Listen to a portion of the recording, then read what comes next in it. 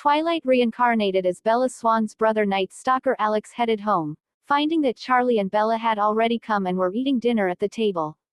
"Hey guys, I'm back," Alex said as he walked towards the dining table. "Welcome home, Alex," Charlie said as he lifted his head and looked at his son. "How did it go? Did you have fun with your friends?" Charlie asked as he looked at Alex, who grabbed a chair and sat next to the table. "Yeah, was super nice. I haven't gone to anyone's house since I came here to Forks and it brought back memories of Phoenix," Alex said as he smiled at the man who was still in his police outfit. "What about you, Dad? Is there anything interesting at work?" Alex asked Charlie. Charlie shook his head and replied. His tone was somber but you could detect hints of anger throughout his voice. "No, we are still investigating the fire case that happened a few days ago downtown. We still haven't found anything, and from the looks of it, even the hospital was unable to find any traces of DNA, so it seems like the criminal is going to go scot-free." The longer he talked, the more angry Charlie seemed to be with the entire situation. Alex stood there frozen for a moment and then gave a twitching smile as he tried to comfort his father. "It's okay, Dad. No need to get so pent up over it," Alex said, though in his head he was thinking something else. "Could you not try too hard now, Dad? I don't really want to be caught." The rest of the night went by peacefully as Alex, Charlie, and Bella made small talk with each other. Unlike the first night they had together in Forks, they had gotten used to each other's presence already and the conversation flowed much more easily. Alex mainly started the conversations, but once that was done, Bella and Charlie had no problem expressing their own thoughts. Finally, it was nighttime and Alex was in his room, looking outside the window as he watched the clouds converge and pass by. "Even though it's nighttime, I can see the cloud shapes as clearly as day. Even the stars, which I was almost never able to see when I lived in a large city, both in Phoenix and in my past life," Alex thought. "The next part of the plot only begins a month from now in the books at least, so I don't have any idea if anything happens during this month. Though nothing did happen during the books, I still need to be on guard," Alex thought as he opened the window and hopped out onto the roof of the house. "I've made quite a lot of mistakes since I was transmigrated here. It doesn't really feel correct to call it a reincarnation anymore, considering all the memory bullshit going on," Alex thought as he looked at the moon. Perched hearing the sound of bushes and leaves being disturbed, Alex turned his head quickly towards the side, only to see Alice and Edward. What are you guys doing here at 1 in the morning?" Alex whispered, knowing they could hear him perfectly with their enhanced senses. Alice and Edward quickly and effortlessly climbed onto the roof. Alice sat next to Alex while Edward stood to the side. "So you also don't need sleep, huh? We're different but also quite the same," Alice whispered as she sat next to Alex and faced him. "Yes, I don't need sleep. Now would you please explain what you're both doing here in the middle of the night?" Alex whispered back as he motioned to Edward and back to Alice.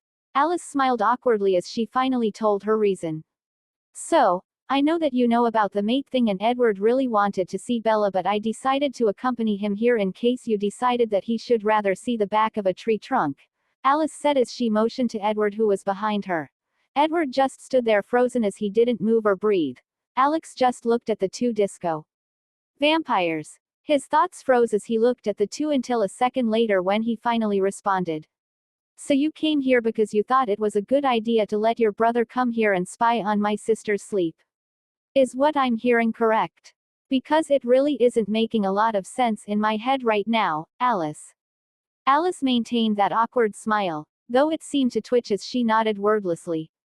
"Right, and you saw me punch him through a tree in your visions, right?" Alex asked Alice, who nodded once more. "Okay, first of all, there is no way I'm allowing it to happen, Edward. You need to know your limits, and watching someone sleep is way over the line. You can just talk to her in the morning at school," Alex said to Edward and then turned to Alice. "How the hell was she able to see me in her visions if I'm another race entirely?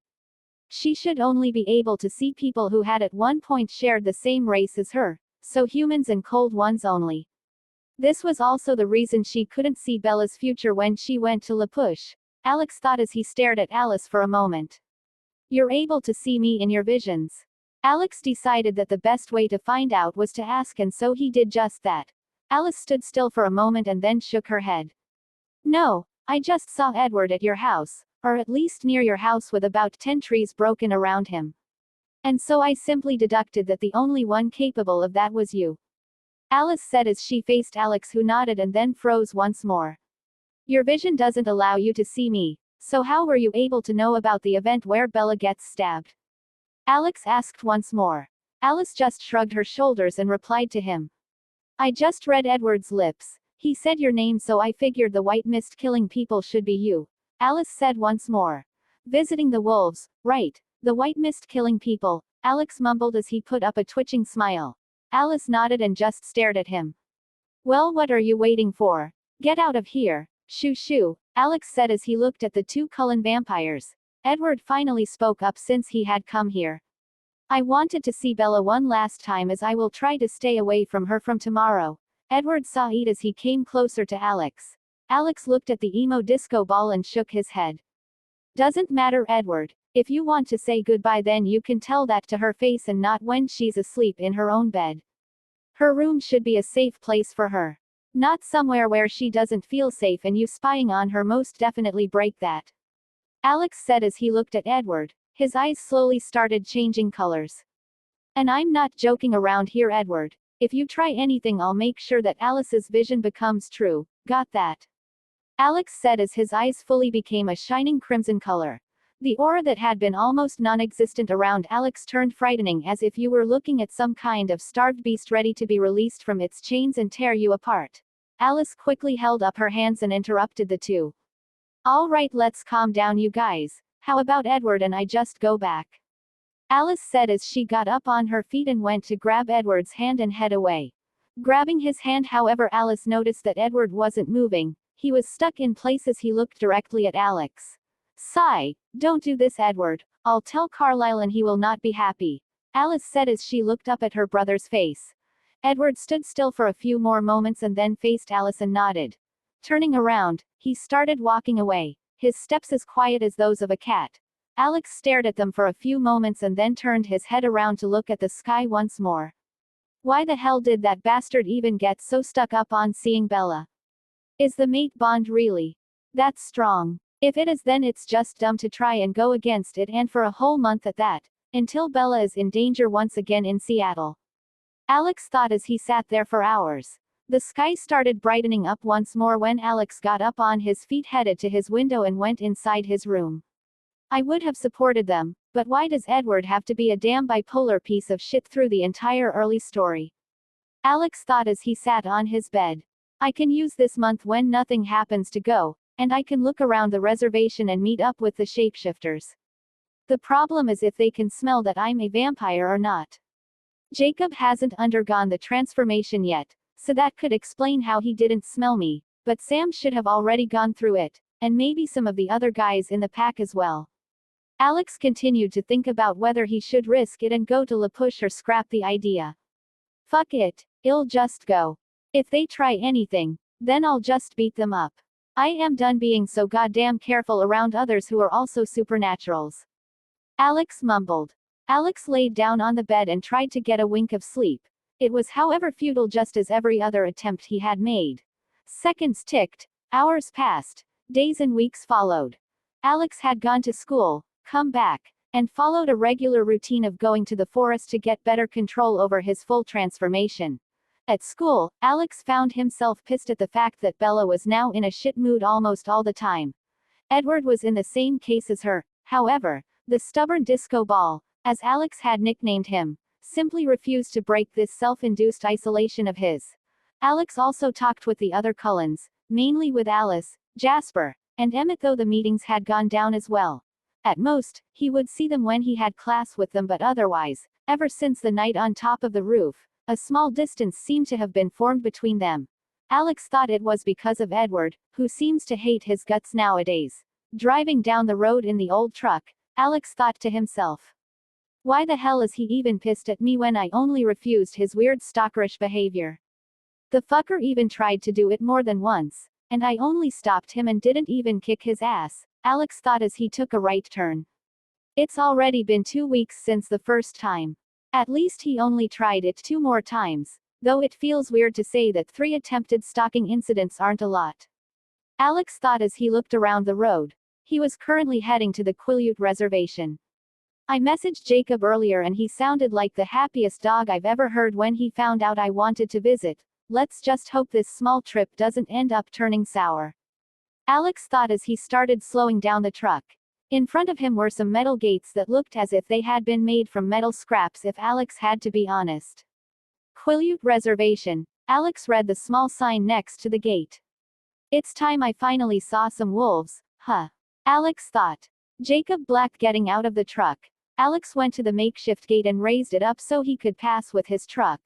Getting back inside the truck, Alex drove past and went out, closed the gate once more, and then drove the rest of the way inside the reservation.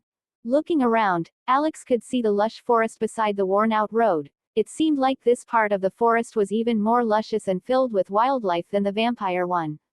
It could be because the aura of vampires simply scares away most of the wildlife. It was said in the books that a vampire even exerts pressure on humans, not to mention normal animals. Alex thought as he drove steadily. The rest of the drive didn't take long before he arrived at the houses of the Quileute. The houses were made of planks with little to no stone or bricks used. They gave off a feeling of something ancient that couldn't quite be replicated. It sure does look beautiful though. It has a different feel from modern stuff, but that's the beauty of it. The fact that it's all made by human hand with no machines involved in the making of any of the building parts. Alex thought as a slight smile showed in his face. While parking the truck to the side where some other old cars were parked, Alex got out and started walking towards the houses. That over there should be Cousin Jake's house, while that one over there is William's, Alex thought as he looked at the houses. Charlie really was a lucky dude to become friends with these guys. They never gave up on Charlie even though there was a small rift caused by the Quileute boys causing a little trouble for Carlisle. Alex thought as he walked past the first houses. Looking off into the distance, Alex saw a slightly larger house compared to the other ones. It was also made of wooden brown planks similar to the other ones, however, so it didn't stand out much. That should be Jacob's and Billy's house. Alex thought as he started walking towards the house. With his increased hearing, Alex could even hear the people inside the houses, be it the mothers and fathers or the children playing around. It really is peaceful. I'm glad that this place became a protected sanctuary with help from the government. Alex thought, his slight smile increasing at the atmosphere. Arriving at Billy's house, Alex knocked on the door a few times and stepped back as he waited for anyone to answer. The door opened, showing a confused Jacob, who quickly changed his expression to one of joy as soon as his eyes landed on Alex. Alex, Jacob almost shouted as he came and gave him a large brotherly hug. Hey Jacob, as I told you, I thought I'd come for a visit. I hope I'm not intruding, Alex said as he smiled and returned the warm hug. Jacob parted and then laughed lightly as he told Alex. No, how could you ever intrude? You're like a brother to all of us here. I was even surprised that I heard a knock. Most of us just come in. Next time, just do that as well, you're not some random guy. Jacob said with a smile, then gave room as he welcomed Alex inside. Well, what are you waiting for? Come inside, Jacob said and then stopped as he thought for a moment, and a grin appeared on his face. Or should I give the city boy a hand? Alex just shook his head, his smile ever present as he went inside the house. Unlike the outside, which looked a bit rough around the edges and clearly showed the deterioration that age had caused, the inside was kept clean and the furniture looked well maintained. Well, don't mind if I do. Where's Billy? Alex asked Jacob as he walked to the living room. Jacob, walking alongside him, answered offhandedly. Ah, he's at a council meeting about some issue, but I don't really have any idea about what. Elder secrets and all. Right, you guys have your own governing council. That was allowed to you guys in the treaty you made with the US government, right? Alex said as he sat on the couch. Jacob nodded as he sat on a wooden reclining chair off to the side. Yeah, didn't know that you knew about that though, Jacob said as he faced Alex, his face clearly showing his curiosity. Ah, there was this website about the Quileute on the internet and it had some information about you guys, Alex replied as he took an apple that had been placed on the table. Crunch, these are good, much better than the ones with all the shit they put in the stores, Alex said. Yeah, we grow some here at the reservation. We don't really sell them and it's mostly for our own use, Jacob said as he took an apple for himself. Well, what do you guys do around here? Alex asked as he looked around the house and then at the TV in front of him. And you still haven't fixed the TV, I see, Alex said as he pointed at the TV. Jacob scratched the back of his neck and gave a sheepish smile. I fixed it for about a day or two, but then Billy said the connection was bad and then broke it once more by trying to fix it, Jacob said and then got up from the chair and showed an excited expression. Oh, come, I'll show you my current project. I'm trying to get this old Beetle fixed up and working, Jacob said as he started heading off toward the garage. Sure, sound fun, Alex said as he followed him into the garage, where he saw an old Beetle with an off-white color, though it clearly looked like a work in progress with quite a bit of parts missing from the engine. So what's missing at the moment? Are you scavenging parts off of car graveyards or just ordering them? Alex asked as he came closer to look at the car.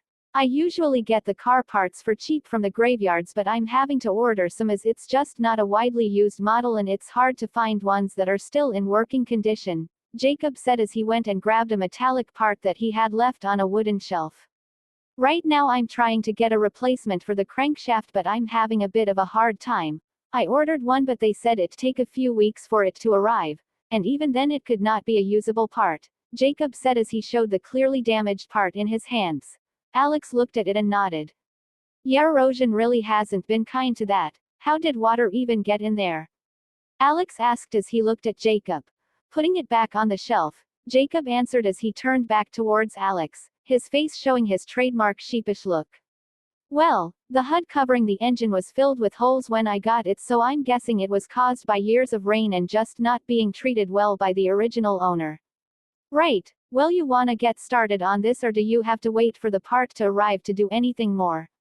Alex asked as he pointed to the car. Ah, I just wanted to show you it. Can't really do much without the part. I'll call you when I get it and we can work on it together. For now, we can go meet the others. They are at the beach right now, probably riding the waves, Jacob said as he motioned for Alex to come with him. Sure man, just give me a call and I'll be right here to help you out with it. Surfing in this weather isn't that a bit too cold and dangerous? Alex asked as he followed Jacob. Ah, we're used to it. I even do it sometimes but not as much as Sam or the others. This is the best weather for large waves. In the summer they're usually too small to get a good ride, Jacob said as he and Alex walked together to the beach. Yeah, I guess. Still feels too dangerous, Alex said to Jacob, who just smiled in response. If you guys were humans, that is, Alex thought. Sam Yulipak packed soon after they started walking towards the beach. Alex and Jacob arrived at their destination. La Push Beach truly was a sight out of movies. The beach was clean of any waste, the sand was a lovely light brown color, and the waves looked utterly majestic as they slammed against the rocks. There was also a natural jumping board formed by nature itself, where Alex had read in the books that the Quileute boys jumped from. And Bella, my dumb sister, jumped from there as a human, though I can't really say I know how much of an effect your mate leaving you randomly without telling you anything would have an effect on you, but going by the fact that Bella tried to kill herself, then it must be one hell of an effect, Alex thought, and then shook his head as he tried to clear his mind of the images of Bella's dead body floating on the waves. Yeah, not something I want to think about, Alex thought as he followed behind Jacob. The walk had been filled with random tidbits of a conversation, though it clearly showed that the atmosphere was a bit awkward between him and Jacob. It wasn't some tense awkwardness or anything like that. They both found each other's company enjoyable and were having fun. It was simply the process of finding out what they both enjoyed so they could start their hour-long rants. Looking into the distance, Alex finally saw the rest of the shapeshifters, or soon-to-be shapeshifters in the cases of some. Time to see if these guys can actually notice that I'm a vampire or not, Alex thought as a slight tension overcame his whole body. Looking at them, Alex was able to quickly identify most of the people on the beach. Sam Yulee, Jared Cameron, Paul LaHote, and Brady Fuller. Basically, almost the whole Yulee pack is here, huh? Alex thought as he and Jacob landed on the beach and started walking towards them. Alex noticed Sam turn his head towards them first. It wasn't even like he noticed them randomly. He clearly had sharp senses considering how fast he identified where they were coming from. He's definitely a wolf already, Alex thought as they finally arrived before them.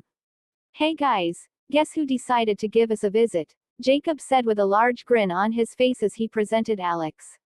Hey guys, it's been a while huh? Alex said as he tried to show a smile though the tension wasn't really doing him any favors. Alex, Sam asked as he came closer to the two. Yeah, it's been a while Sam, how are you doing? Alex asked the large man who almost towered over him. Damn those wolf genes, how's he so tall? Alex thought as he stared at him. Good, it's been a while since you came down here, how are you doing? Sam said as he finally smiled and went back to a makeshift seating bench they had made from fallen tree trunks.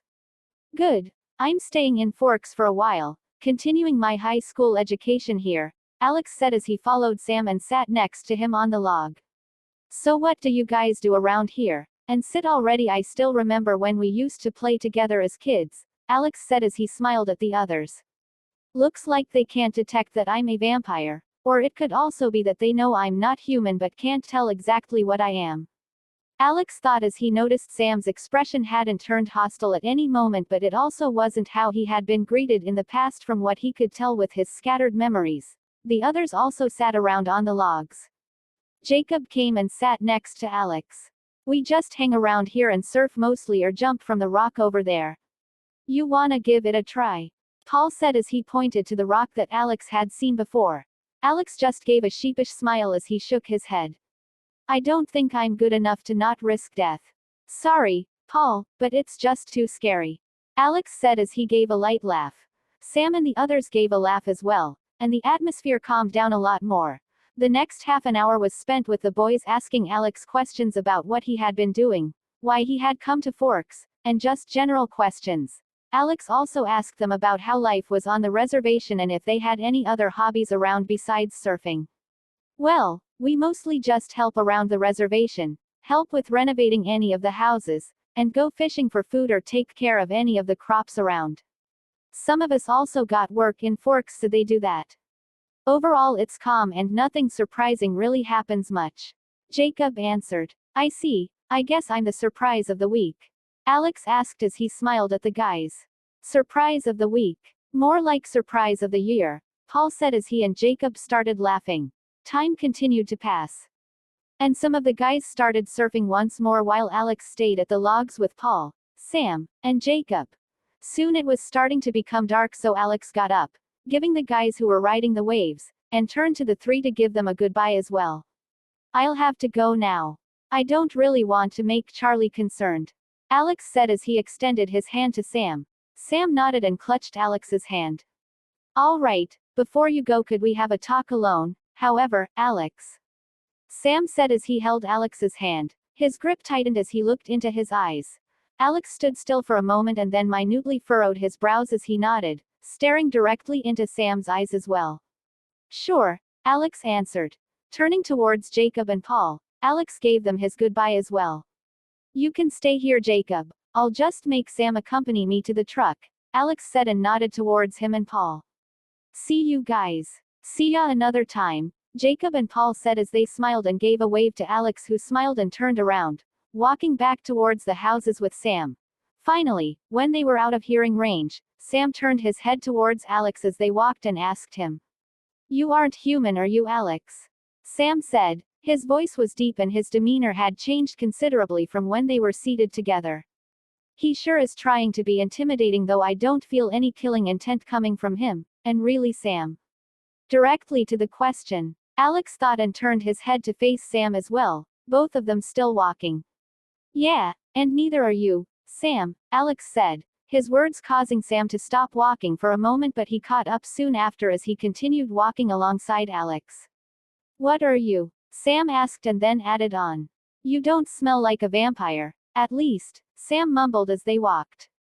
To be honest I don't know Sam, you smell like a dog so I'll guess you're a werewolf or something. I just got red eyes one morning and that's it. I don't need to drink blood or anything so I'm guessing I'm not a vampire, Alex said as they finally arrived at the orange truck. Right, well you're right we are wolf shapeshifters it's a secret however so don't go around telling anyone about it. If you weren't a friend I'd have already tried to shut you up. Sam said as he stopped in front of the truck. Standing next to Sam, Alex nodded as he told him with a nod as well.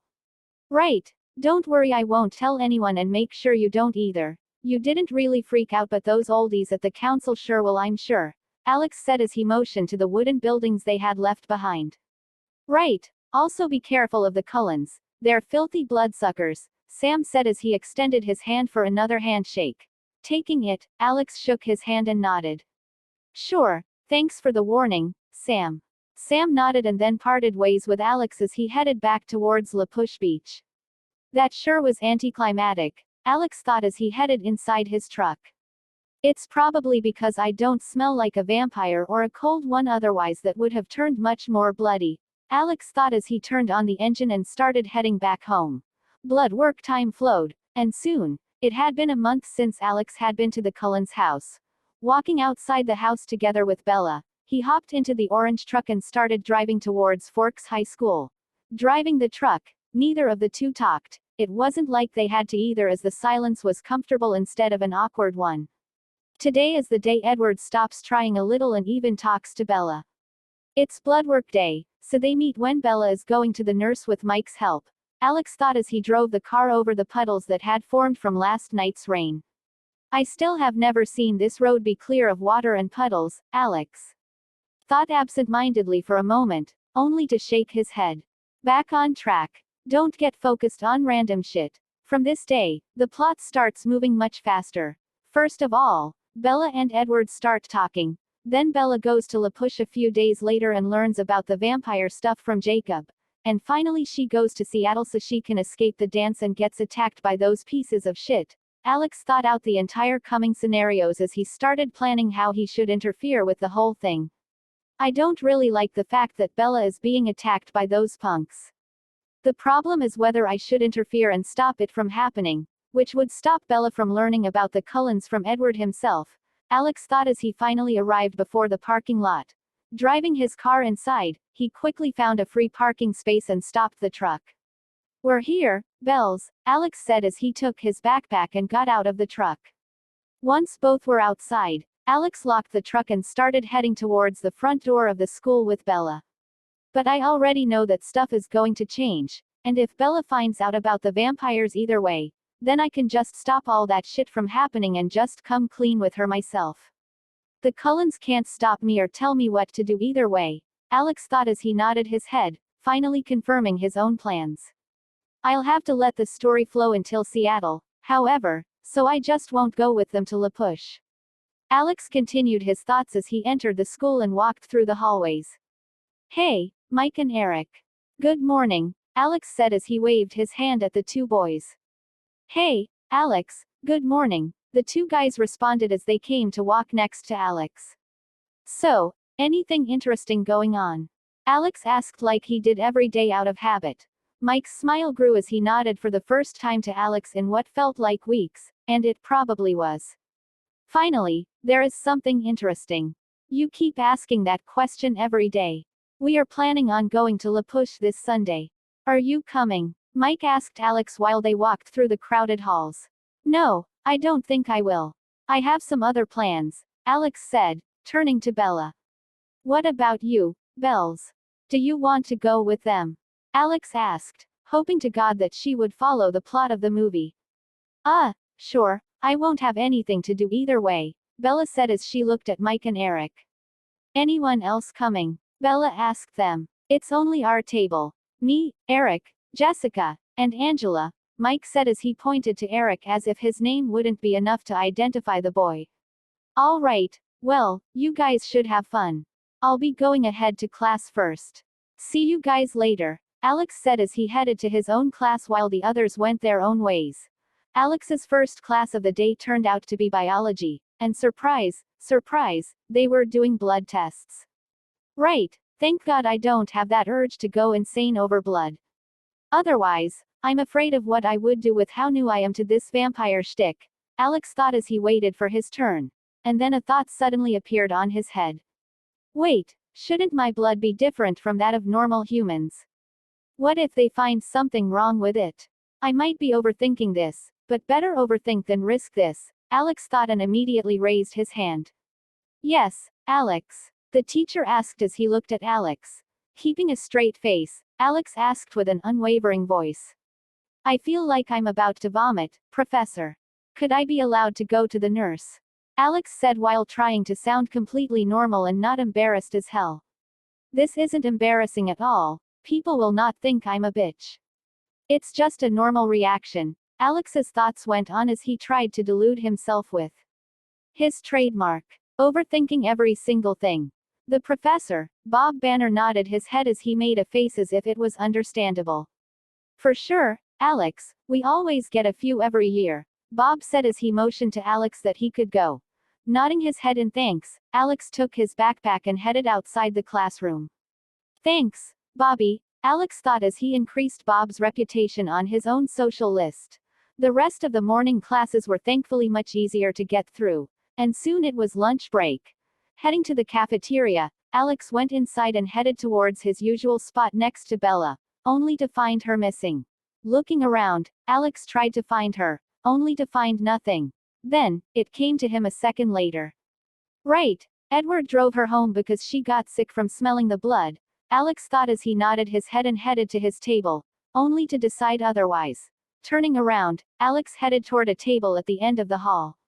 Hey, I'll be joining you guys today, Alex said as he sat next to Alice, not waiting for them to say anything. Rosalie, as always, looked like she wanted to rip his head off while Alice and Jasper simply smiled at him. Emmett, on the other hand, gave a hefty laugh and then welcomed Alex by giving him a slam on the back. How have you been, Alex? We haven't been meeting a lot these days, Emmett said as he grinned at Alex. I was better a few seconds ago, Emmett. God damn, just because I'm not human doesn't mean you can slam my back like that, Alex said as he furrowed his brows at Emmett, though you could easily tell that he wasn't actually mad at the giant bear. Emmett, as always, simply laughed in his face and ignored all his words. Well, I just thought I'd come sit with you guys since Bella isn't really here from what I'm seeing, and it looks like Edward isn't here either. So, is there any connection? Alex asked as he turned to look at Alice. Alice simply shrugged her shoulders and said, We do not know either. She should be fine. However, I'm sure I would get a vision if something were to happen to her. Alice said as she tried to comfort Alex. It's fine. I'm not really scared for her. She's already grown up and can take care of herself, Alex said as if he were somehow much older than his sister. A moment later, Alex added as he thought of how clumsy Bella was. I think. This caused a small giggle from Alice as she nodded her head and told him. Yeah, sometimes I also think the same with Edward. He's so stubborn, however, that no matter what I say, he just won't listen. It's like I'm talking to a child, Alice said as he played with what looked like a monster made of rice on her plate. Then she made a face as if she had realized something and offered her plate to Alex. Right, I forgot, but you can eat human food, right? You want some? Alice asked as she pushed the plate towards him. Alex lowered his head for a second, looked at the monstrosity, and immediately raised his head to shake it as quickly as possible. That's not human food, Alice, Alex said with a twitching smile. An imminent dance. The rest of the lunch break went smoothly as Alex made small talk with Alice and Emmett. It mostly consisted of video game character clothes and designs they actually thought were good enough to even wear in real life. This is a dumb topic. Most video game characters are made to look as appealing to the player as possible. That is the reason why the men are wearing full knight armor while the woman characters wear skimpy outfits, Alex said as he shook his head at the two vampires. Emmett had been trying for half an hour now to convince him and Alice that all the clothes and armors were something worth wearing even in real life, while Alice had countered him and said that only some of them could, and even then, they would look horrendous. What do you know about clothes either way, Emmett? Alice said as she turned her head to Alex, who had stopped trying to calm the argument down. This is the dumbest conversation I've ever heard, Alex said as he shook his head in disappointment, only to freeze and then give an awkward smile. Maybe not the dumbest one, Alex thought. Ring the bell signaling the end of lunch rang, and the students started getting up as they headed out of the cafeteria. Rosalie didn't even wait a single second as she grabbed Emmett's shoulder and practically dragged him behind her.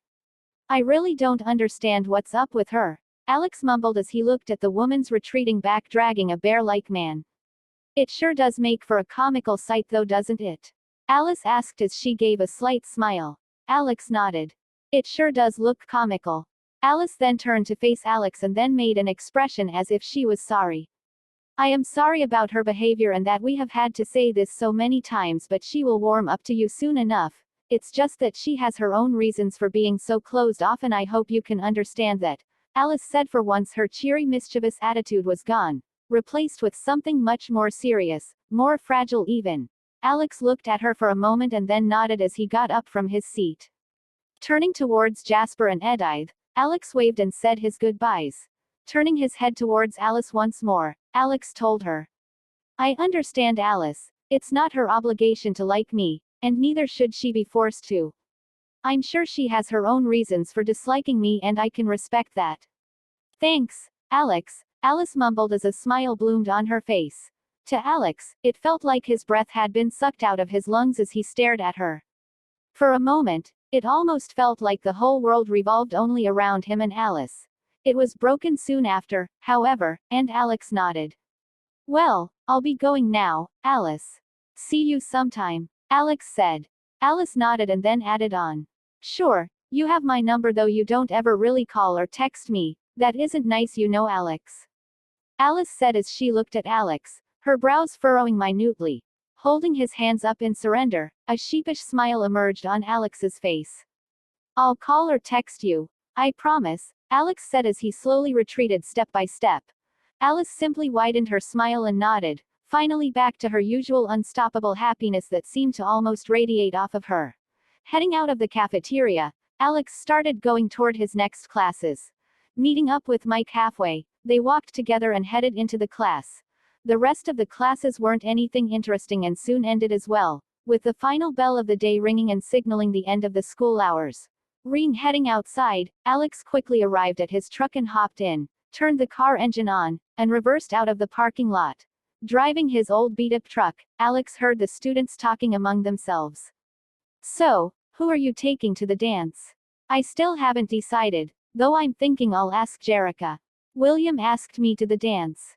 I can't wait. We're going to have matching colors, and it's going to be just perfect.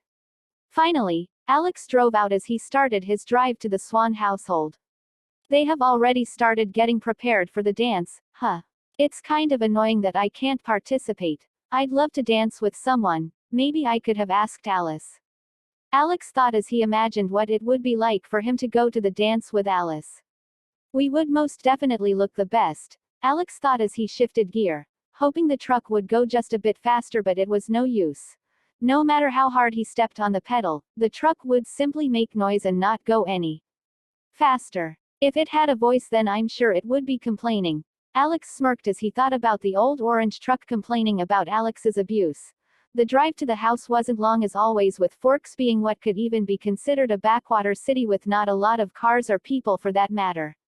While I do love the big city, I still find it nice that I can actually get around without having a headache in Forks, Alex thought as he parked the truck in front of the garage. It must be annoying for Charlie to reverse my truck every morning and evening just to get access to the garage or to be able to go out to work. Shutting down the engine, Alex went outside, headed towards the stairs, and walked inside the house. Bella, are you here? Alex shouted as he closed the door behind him. For a moment, Alex only heard some ruffling and then finally heard the voice coming up from upstairs. Yeah, I'm in my room.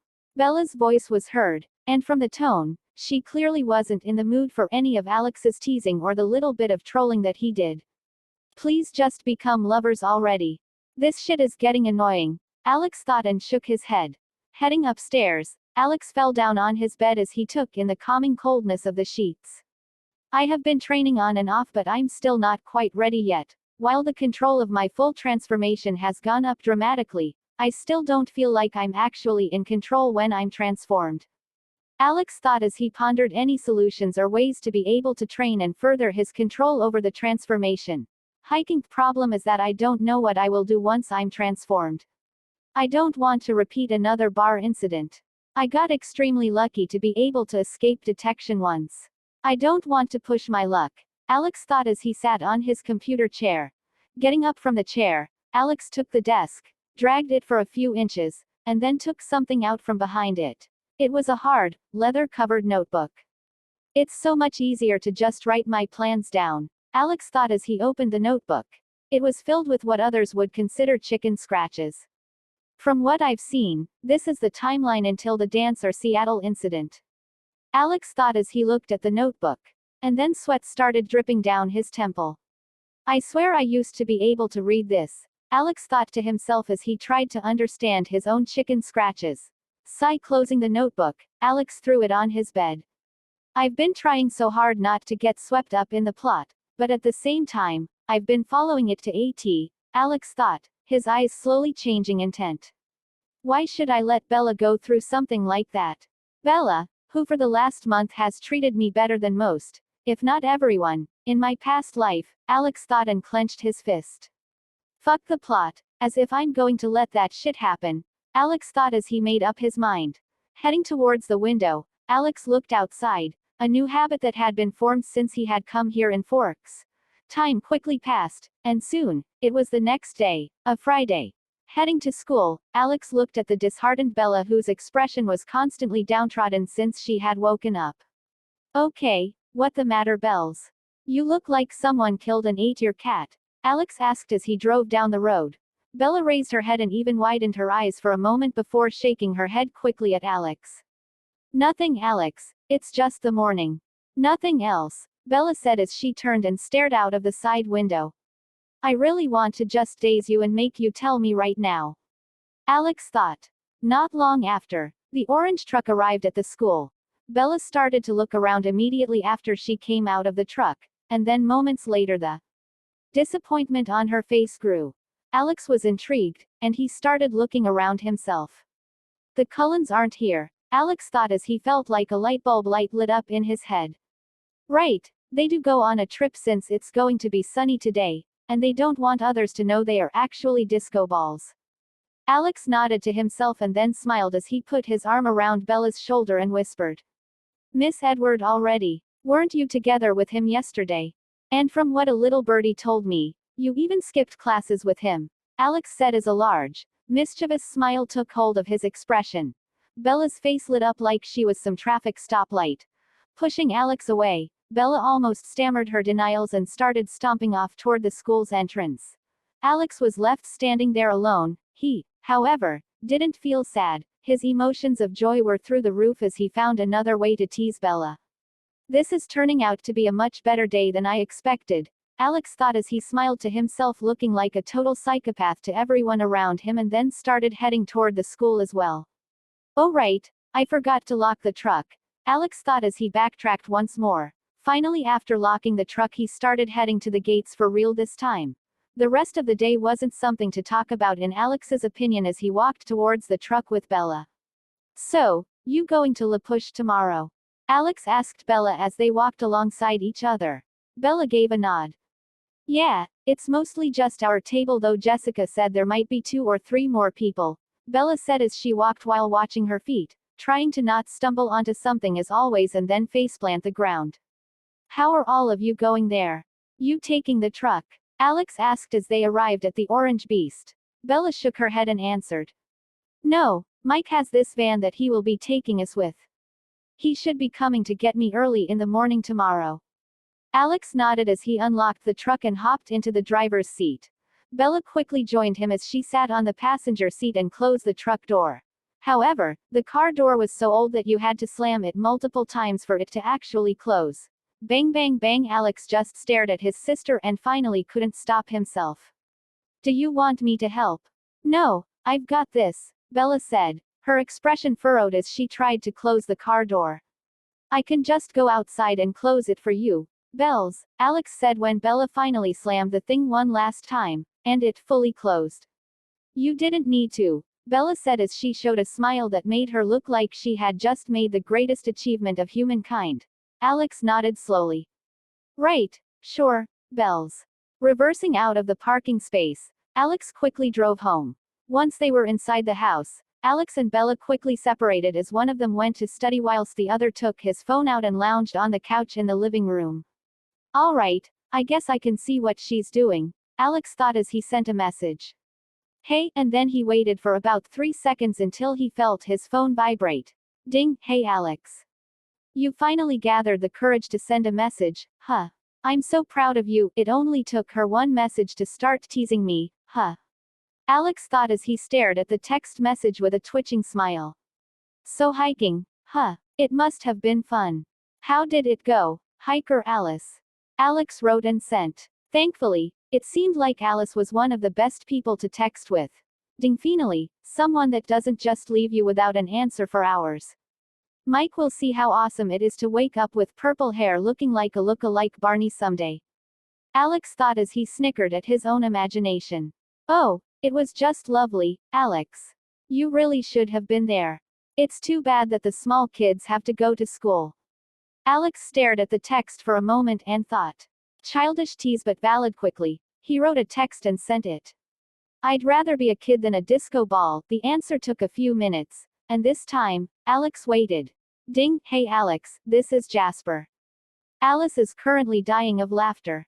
She looks like she needs to breathe even though we don't. Either way, disco ball, huh?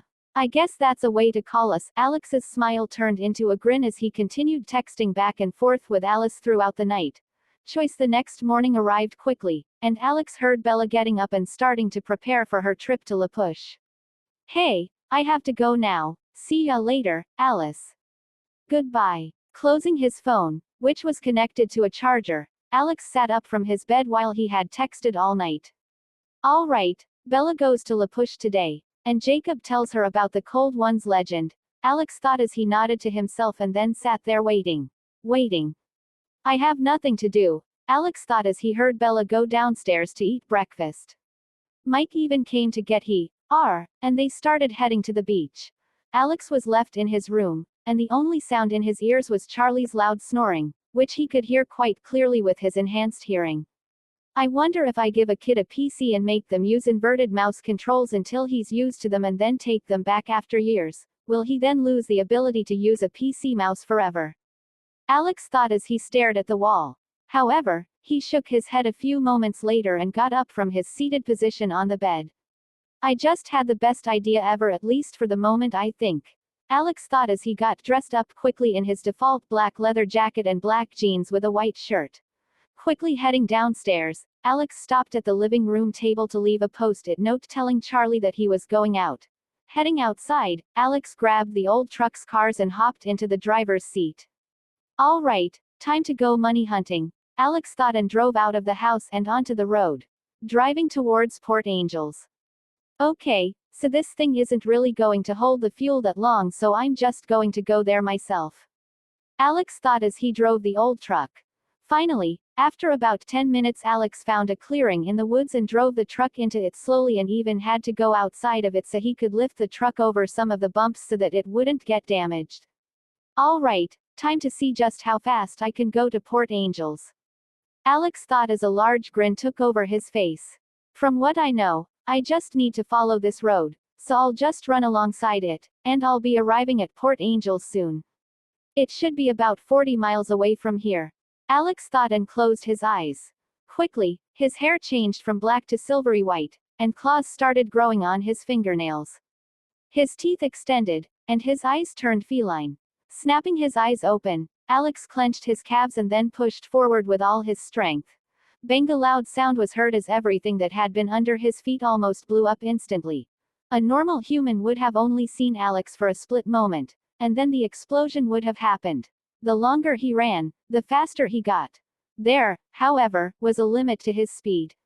It wasn't that he never got tired or that he couldn't theoretically go faster. The problem was that the ground couldn't hold up if he pushed forward with even more strength.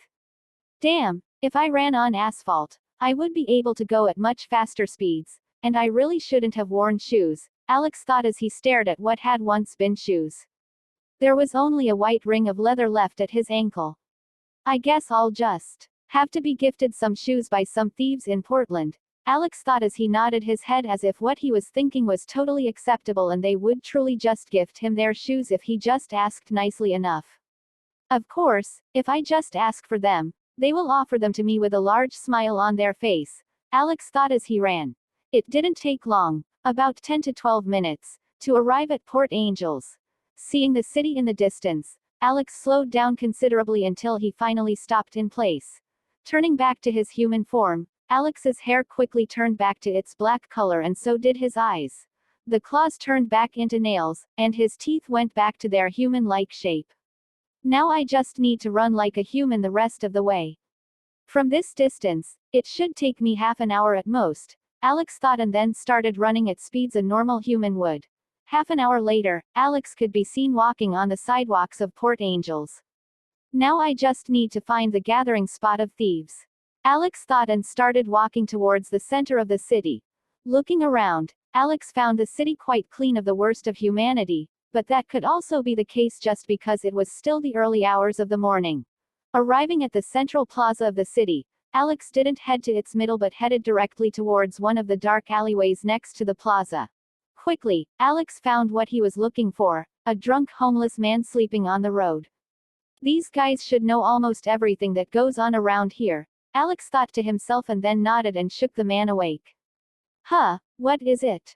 The homeless man said, but could barely be understood by Alex with his slurred voice that sounded like he had drunk about an entire barrel of rum. Days, Alex thought as he looked the man in the eyes. Have you done anything wrong to anyone that involves heavy crimes? Alex said as he stared at the man whose eyes had almost gone vacant under the effect of daze. No, I have never done anything illegal or wrong, the man replied. Ah shit, wrong person. Thank God, I thought to at least ask him. Alex thought and then nodded his head, took off his leather jacket and about $5, which were quite a bit for the jobless him, and gave them to the homeless man. Here, take these. It's cold out here. By the way, do you know anywhere where the guys who do illegal shit gather? Any thieves and such? Alex asked. The man nodded his head as he pointed to an alleyway a few streets over. Over there at the end of that alley is an old restaurant that is mainly run by those guys. The homeless man slurred as he tried to hold his finger in place, pointing to the alley, though from all the shaking, it looked painful even to Alex. Lowering the man's hand, Alex nodded and thanked him. Starting to walk towards the alleyway, Alex thought to himself. Just because you are homeless doesn't mean you're a bad person or that you have to become one. Killing innocent people, stealing, and being a bitch who harasses those around them is a choice, not something forced upon you. Though there are cases like that, those are the minority, Alex thought as he walked towards the alley, his brows furrowed. I need a pair of shoes and a jacket as well as some money.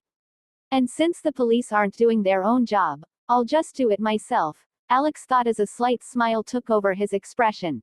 Mercy walking down the street, Alex felt like a bum but tried to ignore it. Thank God it's early in the morning so there aren't many people around to see me looking like this, Alex thought as he walked while looking around the streets. It is also the perfect time to try out the ability I trained during the last month. Taking out his phone, Alex didn't even turn it on and only looked at the black screen, looking for his reflection. However, there was none. He couldn't see his own reflection. I also tried this with my phone camera and it works out. It seems like the side effect has turned into an active ability, Alex thought as he remembered how he had tried once and forgotten about it until he went to brush his hair that night and found no reflection in the mirror. I have to remember to turn it off, however, otherwise I'll definitely raise a lot of red flags if Bella or Charlie were to take a photo with me or just not see me in a mirror, Alex thought as he turned to the right and headed into the dark alley. His vision allowed him to even see in dark places, so it wasn't a problem for Alex to see the end of the alley where a door was. There were no windows and only a wall surrounded the door. So this should be the gathering of some gang or criminal organization, huh? Or it just might be a bar. Hopefully, I find anyone. Usually, these kinds of places are only active in the late hours of the night, Alex thought as he walked down the alley. His footsteps were the only sound in the alley. There were no bird sounds or anything of the sort like Forks had, considering the high wildlife around it. Arriving at the wooden door, Alex knocked 3 times and waited. Alex waited and waited until a voice was heard on the other side. Who is it? The voice was gruff and clearly looked to be half asleep. A customer, Alex said. Fucking hell, another random bastard. That was all Alex heard as he heard the man walk further away inside the building. Well, I'm sorry about this then. I even tried to be polite, Alex thought and laid his arm flat against the door. Bang, and the door fell flat on the other side. Alex dusted his hands off and walked inside. Hello, Alex said as he stared at the man who turned around to look at the door. Waving at him, Alex saw the man showing his disbelief in his expression. You, how? The man couldn't even say his words properly when his mouth shut itself up. Shut up, Alex said as he walked to the man. Are you a criminal? Alex asked next, and once more the man's mouth opened up on its own and gave the answer. Whether the man himself wanted it to happen was not an issue. Yes, I'm part of the Devil Angels gang, the man replied with the same gruff tone he had used at the door. Alex nodded and gave the man a smile. Good. Is there anyone else in here? Alex asked as he looked into the man's eyes, the eyes which were currently quaking. No, everyone else went out. I'm only here because I manage the gang's bar. All right, now then I have just a couple more questions and I can let you go. Is that all right? You can nod or shake your head, Alex said softly to the man. A quick nod later satisfied Alex as he gave the man another close-eyed smile. First question, what size are your shoes? 10.5, the man replied quickly. Clearly the ability didn't even have to force him anymore as he answered as quickly as possible to get out of the situation. Just perfect, hand them over, Alex said as he extended his hand. A minute later, Alex was wearing his brand new shoes. They look all right, Alex said as he looked at them from different directions and finally nodded. Second question, do you have any money on you or around in here? A quick nod later, Alex's smile grew wider. Good, you are doing so great. Now just give me everything you have and that is around here, Alex said as he pointed at the man first and then at the surroundings with his index finger. Yes sir, the man answered as his body started moving on its own and in a few minutes handed Alex a bunch of money. Counting it, Alex quickly found out that it was about 1,000 and some spare. That's quite a bit, and for it to just be in this back alley bar. It's most probably dirty money, Alex thought and grabbed a leather jacket he found on a bar seat. Now then I only have one final question and you will be free, all right? Alex said as he dragged a chair and sat in front of the man. Kneel, the man's legs gave way as he entered a kneeling position immediately. Have you ever killed, raped, or done anything unforgivable by normal morals of society? Alex asked the man. The man's eyes seemed to get clouded as a tear streamed down his cheek. Yes, the man's voice, which at first was gruff, was now high-pitched and stuttery as he spoke. What exactly have you done? Tell me the reason, Alex asked the man. I killed 3 traitors of the gang, I killed 5 men in a shooting, and I raped a woman we brought here, the man said as he continued to list his crimes one after the other. Holding his hand up, Alex told the man to stop. Do you think that you deserve mercy? Don't tell me what you think right now. Tell me deep down, have you ever thought that you deserve mercy? Alex asked and waited. Finally, the man's mouth opened as he spoke out the words while tears continued to stream down his face. No, I don't think I deserve mercy, the man stuttered out. Nodding his head, Alex gave the man his verdict. If you had thought that you deserved mercy, I would have killed you in the worst way possible. But I'll just give you a quick end even if you have no need for it and don't deserve it at all, Alex said, extending his palm towards the man's face, holding his palm over his temple. Alex uttered a single word. Expand. The man's eyes rolled over immediately as his tears got replaced with streams of blood and he fell down on the floor right the next second. I didn't touch him with my fingertips, so I shouldn't have left any fingerprints in this place. I made sure of that, Alex thought, and then got up, heading towards the outside, leaving the dead man's body on the floor as he walked over the fallen door and into the alley. Mysteries unraveling. Once outside, Alex gave himself a look over and nodded in satisfaction. I don't look like a homeless guy anymore, Alex thought, pleased with himself. Time to get back home and lounge around for the rest of the day, Alex mumbled and turned to look back at the place once more. I'll come back another day. This should have made it look like he was killed by a rival gang, hopefully, and that way they should start fighting each other. And then slowly but surely I'll get rid of them all, Alex thought as he walked towards the front road. I thought about it a lot. What should I do with my powers? In the end, the best way to help people is to do this, Alex thought and nodded. As he moved along the road, however, he did accept one fact inside of his head. While I'm doing this for the good of society, I'm also selfish. If I couldn't profit or gain anything from this, then I would have most likely never done it. Alex continued backtracking his steps until he was outside of Port Angels, back to the place where he had stood and stared at the city a few hours ago. All right, let's not ruin my shoes this time. Alex mumbled, annoyed at how his pair of shoes had become scrap. Taking his shoes off, Alex held them with his hands and started running as he transformed mid-run. His speed increased and quickly he was back to the maximum of what he could go at on the grass bed of the forest.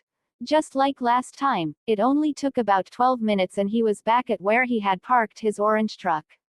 I wanted it to appear as if I was going somewhere farther by taking the truck and hoping it would cause less suspicion, but it can clearly be seen from the road. It was just a dumb idea. At least I won't do it again. Alex thought as he transformed and wore his shoes once more. Hopping into the truck, Alex reversed back into the road and started driving towards the Swan household. He arrived quickly, parked the truck in front of the garage, and locked it as he headed inside the house. I'm back, Alex said once he heard that the TV was on. Welcome back, son, Charlie answered from the living room couch as he turned to stare at Alex, who was at the doorstep, taking his shoes off. Hey Dad, what's up? Alex said as he came into the living room and sat next to Charlie. Nothing much, just watching the news. Did you have fun out? And thanks for the post-it note. It eases my mind a lot when you at least tell me you're going out, Charlie said as he nodded towards Alex with a soft smile. No problem, Dad. I just went out because I didn't have anything to do and was bored, Alex said as he watched the news together with Charlie. Why didn't you go with Bella to La Push then? Charlie asked as he turned his head to face Alex, his expression questioning. Alex shook his head and told Charlie. Didn't really want to talk with others today. Sometimes you just want some alone time, you know. Oh, do you want me to? Charlie started immediately but was stopped by Alex holding his hand up. The people I want a break from aren't you, Charlie. You're my dad. I could never get enough of talking with you, Alex said as he gave a grin to Charlie. Charlie's expression seemed to almost light up as he nodded, though the corners of his mouth were clearly raised. Charlie for Dad of the Year. He should get an Oscar, honestly, Alex thought as he stared at the man for a moment and then turned to watch the news. The two watched the news together, sometimes commenting to each other about them and giving their own takes. Later they ate a pizza that Charlie ordered and watched a movie on the couch. This day was awesome, Alex thought to himself as he watched the sunset from the window of his room.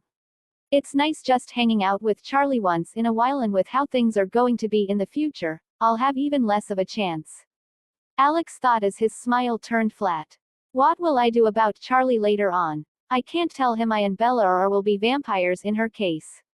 And we will have to leave him in a few years. Watching your kids never grow up really isn't really normal. Bella's case could even be considered worse than mine. I'll have to use days on him somehow to make it so that he doesn't grieve over our disappearances, and I also have to give him money at least so he wouldn't have to work another day in his life, Alex thought as he nodded his head. I'll have to funnel all the money I gather from the gangs into investments. There's a lot of business that will blow up in the future, so the ways I could earn money are basically limitless. Hearing a car sound, Alex focused on his hearing. It's Bella, huh? I wonder how she will feel when she learns about the cold ones tonight, Alex thought as he heard the footsteps heading for the front door. Heading downstairs, Alex saw Bella, who had already gotten inside while he came down the stairs. Hey, how did the beach trip go? Alex asked as he gave her a small wave. It was nice. We also met Jacob and some of the boys of the reservation, Bella said as she headed towards the kitchen. Me and Charlie left you some pizza in case you wanted to eat something after you came back, Alex said as he pointed to the box on the dinner table. Bella nodded as she gave a small mumbled thanks. Well, you seem deep in thought. I can listen if you want, Alex said as he dragged a chair and sat. No, it's fine, I'm just thinking about some dumb stuff, Bella replied as she ate a slice of pizza. Well, alright then, I'll be going to sleep. If you need anything just come and tell me, Alex said as he stood up and turned to go up the stairs, only to be stopped by Bella's voice. Wait, Alex. There's something I actually want to ask, Bella said as she faced Alex's back. Turning around, Alex faced Bella and nodded, telling her to continue on. I heard about this legend from Jacob. Do you know anything about the legends of their people? Bella asked as she faced Alex. Nodding his head, Alex decided to simply tell her how to learn more about them. Yeah, there's this website they have that Sam told me about. It's about the Quileute legends. You can check it out on your PC. Just search Quileute legends and you should be able to find it. That's about all I know about them. Alex replied. Thanks, Alex, Bella said as she nodded her head. No problem, I'll be going now then if nothing else. Good night, Alex said and turned around once more. Good night. Movie night the next day went smoothly with Alex staying at home texting Alice, Mike, or Eric sometimes, though his relationship with the last boy was still in its starting phases and they didn't text or talk much to each other. I guess we just aren't fit to be close friends, Alex had thought. The day ended without much fanfare and the Monday finally arrived. Heading to school on Monday, Alex knew that the Cullens wouldn't be there. They won't be coming for a few days, and if everything goes as per plan then Bella heads to Port Angels to watch a movie tomorrow night. Alex thought as he walked to the front gate of the school. Bella had started looking around the parking lot as soon as they had arrived only to land on nothing, the only thing changing being her expression as her sadness grew. Don't worry, they're just going hiking, Bella. They will be back in a few days, Alex said as he tried to comfort his sister who had gone silent. Right, Bella answered as she walked alongside Alex. So we didn't talk much yesterday. You had fun at La Push? Alex asked as they headed inside the school. It was all right, but Mike kept insinuating that me and him were together and it's just getting weird at this point. Jessica likes him but he's blind to her, Bella said as she gave a sigh of frustration. Alex furrowed his brows and nodded. All right, I'll make sure to tell him. He won't bother you anymore, Alex said as they walked down the east hallway of the school. Bella gave a nod of thanks in return. Well, this is my stop. I have math so I got to get in before the professor comes or they won't let me inside the class, Alex said as he held his hand for a high five to Bella. Giving Alex a high five, Bella said with a low depressed sounding almost voice. Yeah, see you later, Alex. She looks like a damn zombie. If this is what happens after only a few days, I can't even imagine what Bella went through for months when Edward left her. If he dares to even think that this time, I'm ripping him a second mouth. Alex thought as he stared at Bella's back. The classes continued and the day was soon over. Bella and Alex hopped into the old truck and headed home. The drive was peaceful with only the sound of wheels on asphalt. Arriving home, Alex and Bella saw that Charlie had yet to come back. Bella went ahead and started writing an email to Renee whilst Alex sat on the couch and turned the TV on. Why don't you also write one, Alex? I'm sure Mom would be happy, Bella said as she turned to look at Alex. Alex turned his head from the couch and then furrowed his brows. I really don't want to, Bella. How about you just say that I'm giving my hello as well in your letter, Alex said as he turned to watch the TV once more. All right, Bella said and turned back to writing her email. A few minutes later, Bella finished the email and sent it. Getting up, she grabbed a book she had brought from Phoenix and grabbed a small mattress, headed into the garden outside, and sat on the spot with the most sun. Half an hour later at most, she was fast asleep. Getting up from the couch, Alex went outside and sat next to Bella. How the hell do you just sleep here? It's uncomfortable as hell, Alex mumbled and then grabbed Bella and lifted her off the ground, trying to make sure she didn't wake up. Carrying her into her room and dropping her on the bed slowly. Putting a thin mattress over her, Alex nodded and went back to the living room. All right, let's make some food for Charlie and Bella when she wakes up, Alex thought and headed into the kitchen. Grabbing a bag of spaghetti, Alex boiled some water and then broke the spaghetti in half as he put it in. A grin spread on Alex's face as he thought how mad some people got over breaking spaghetti. I wish I had an Italian friend who got annoyed by this. I would have so much fun, Alex thought. The spaghetti was done after a while. Alex had also made a sauce which he used on them and then put them in the oven so that they wouldn't lose heat as quickly and would stay fresh for longer. Charlie soon arrived and Bella woke up soon after. The night was spent with the entire family eating pasta and watching movies until the late hours of the night.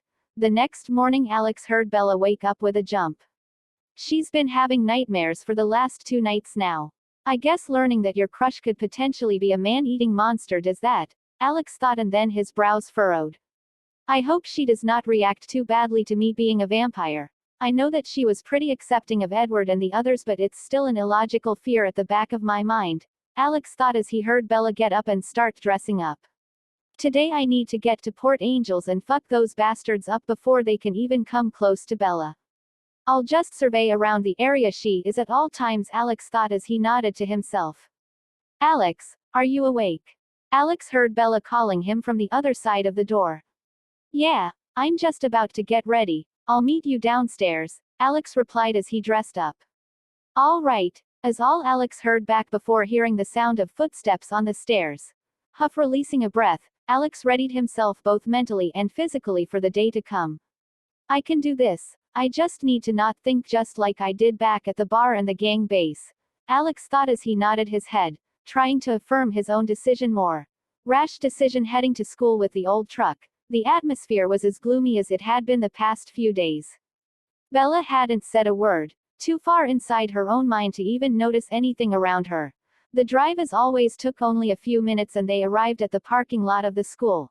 Looking around, Alex quickly found a parking space which he drove into and turned the car's engine off.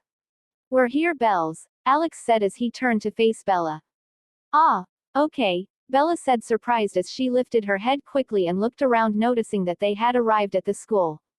I'll have to message Alice to see if she was sending Edward, though there will be no need for him to even be there, Alex thought, and grabbed his backpack, slung it over his shoulder, and hopped off the truck. Click, locking the truck with the key. Alex and Bella headed inside the school.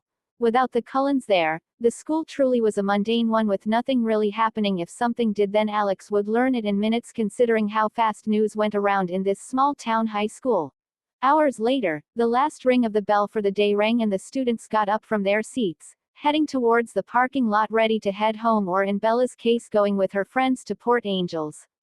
All right, see you later tonight, Bells, Alex said as he patted her back and headed towards the truck alone, while Bella headed with Angela and Jessica to Jessica's old Mercury, which they were going to be taking to go to Port Angels. Rumble turning the truck on. Alex reversed out of the parking lot quickly and headed onto the asphalt of the road as he drove towards the Swan household as fast as the truck would take him. Though the truck wouldn't even go past the speed limit even if he tried to.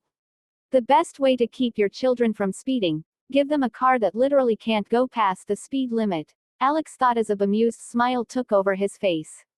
Smart decision, Charlie, Alex thought as no matter how much he tried to floor the pedal, the hunk of orange metal just wouldn't go faster.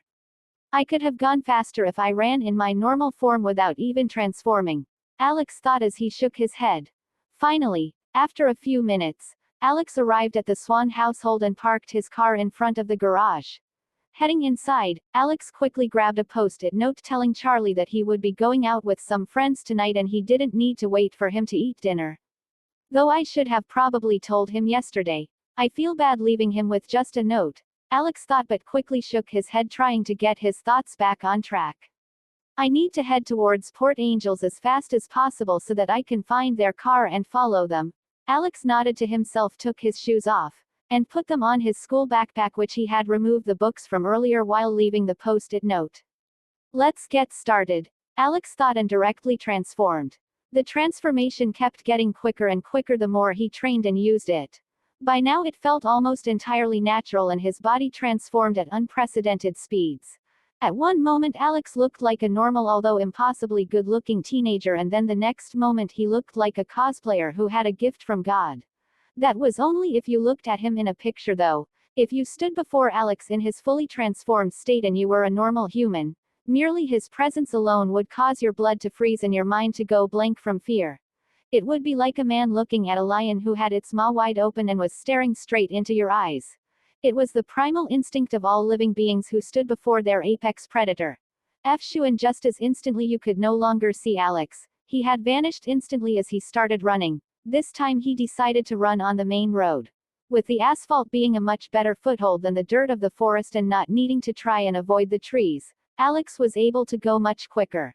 Boom! A sonic boom went off a moment later as Alex was running, however he soon had to stop himself and slow down his speed. I can't handle that much speed right now. I'm taking too much information from my eyes, and even though I can see what's in front of me, I'm still unable to use all that information at such high speeds and then translate that into my own movements so I avoid hitting something or going off course, Alex thought as he lowered his speed. That didn't mean he was going slow, however. Alex was currently racing down the road at 400 miles an hour, a speed that no car had achieved even 20 years in the future. It only took a few minutes and Alex could already see the old Mercury of Jessica driving in front of him. Quickly Alex sidestepped into the trees of the forest at the side of the road and lowered his speed to match the old car, keeping a speed that allowed him to keep up with the car and not let it leave his sight. All right, you want to know what Edward is, Bella? I'll tell you everything tonight. Alex thought as he followed the car. Ding, a notification went off on his phone. Taking it out as he was running, Alex started reading the message. It was from Alice. Alex, don't do anything rash. I know you want to handle the situation on your own, but you don't have to. Alex simply looked at the text for a moment and then put the phone back in his pocket. Rash would be me leaving the situation in the hands of someone much weaker than I am. I'm not about to let even the slightest chance of something happening to Bella exist by doing it myself, Alex thought as he raced behind the car. An hour or so later, Alex finally saw Port Angels on the horizon. I'll need to slow down, so for about an hour I won't be able to watch you. Bella, please for the love of God don't do something stupid, Alex thought as he slowed down, put on his clothes, and started running at human speeds. The old Mercury soon disappeared from view. Handled perfectly, running as fast as he possibly could while still looking like he was human, Alex tried to get to Port Angels. It didn't even take an hour for him to arrive at the town. Following the scent of Bella, he quickly arrived at a florist. Looking inside, he found Bella and Angela sitting while Jessica tried to pick flowers. Thank God you're fine. In the books she goes straight outside almost and gets found by a bunch of bastards, Alex thought as he walked to an alley next to the florist shop and waited. Time continued to pass and soon it had been almost an hour and a half and they were still in the florist shop.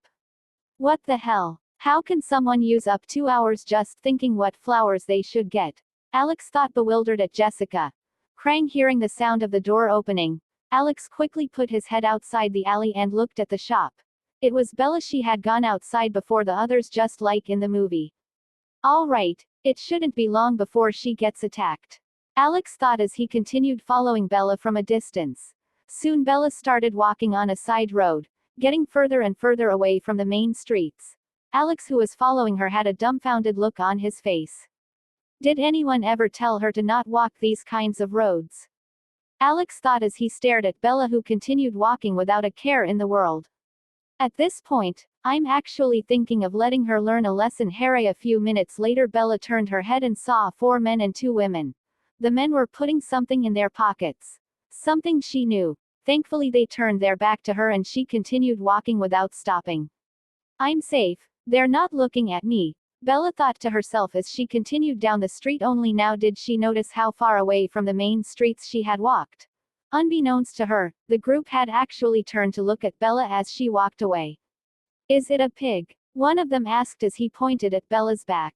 It looks like one, the other said back. Finally one of the women talked as she looked at Bella. We can't leave any witnesses either way. Better to shut her up. And what better way than to kill her?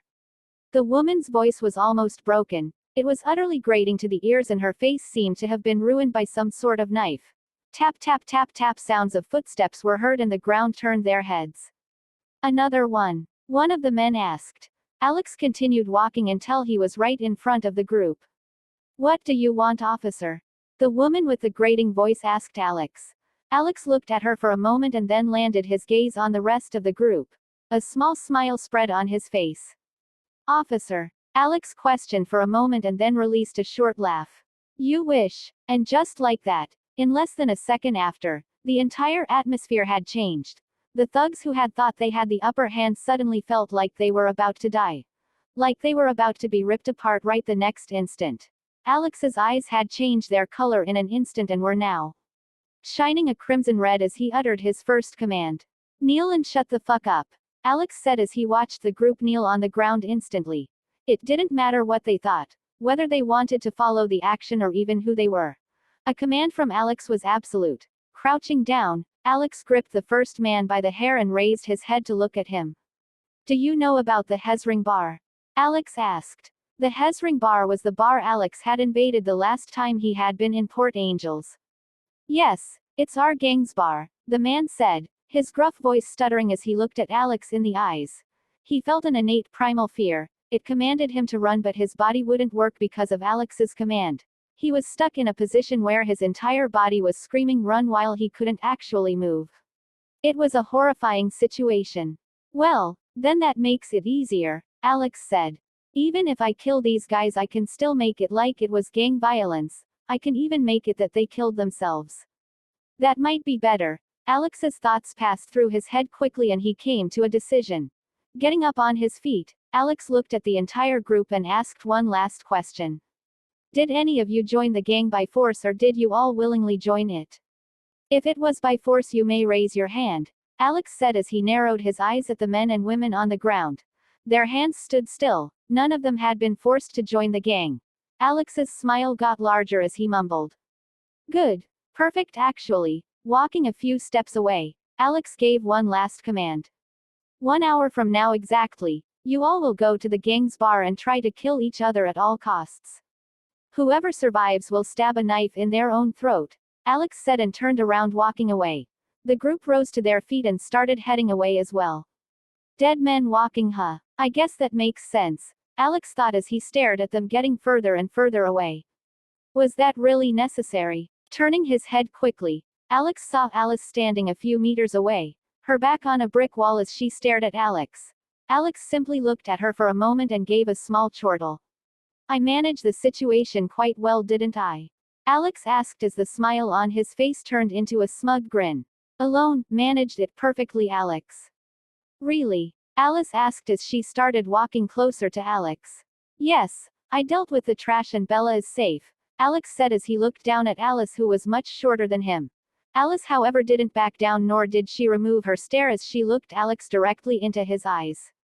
Bella was still attacked. If it wasn't for Edward, then I'm unsure if she would even be alive right now, Alex. Alice said, her stare harsh as she looked into Alex's crimson eyes. Alex's eyes widened and he took a quick breath as he stared at Alice, his expression clearly showing his surprise. Impossible. These were the guys supposed to attack Bella, Alex said as he took a step backward. Alice simply looked at him, her mouth flat until she finally spoke a few seconds later. These guys were the ones supposed to attack Bella. How are you so sure about that, Alex? This isn't the first time you presume something or even know something that you shouldn't be able to know, Alice said as she took another step closer to Alex. How did you know that I couldn't see you in my visions, Alex? Why were you so sure that these guys were the ones who attacked Bella? Alice questioned as she looked at Alex's eyes. Alex's back hit the wall behind him. I was too confident. I thought that everything would go the same as back in the original plot. Alex thought as he stared at his own hands, his thoughts whirling as if they were a typhoon in his mind. You weren't saving Bella, Alex. You were simply enjoying the fight, the thrill of towering over someone weaker than you, Alice said as she stood right in front of Alex.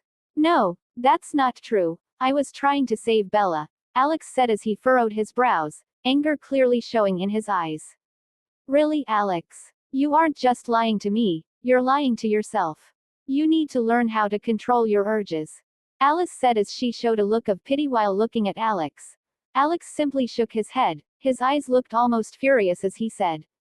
I don't have any urges. I am perfect. I have no side effects as a vampire at all.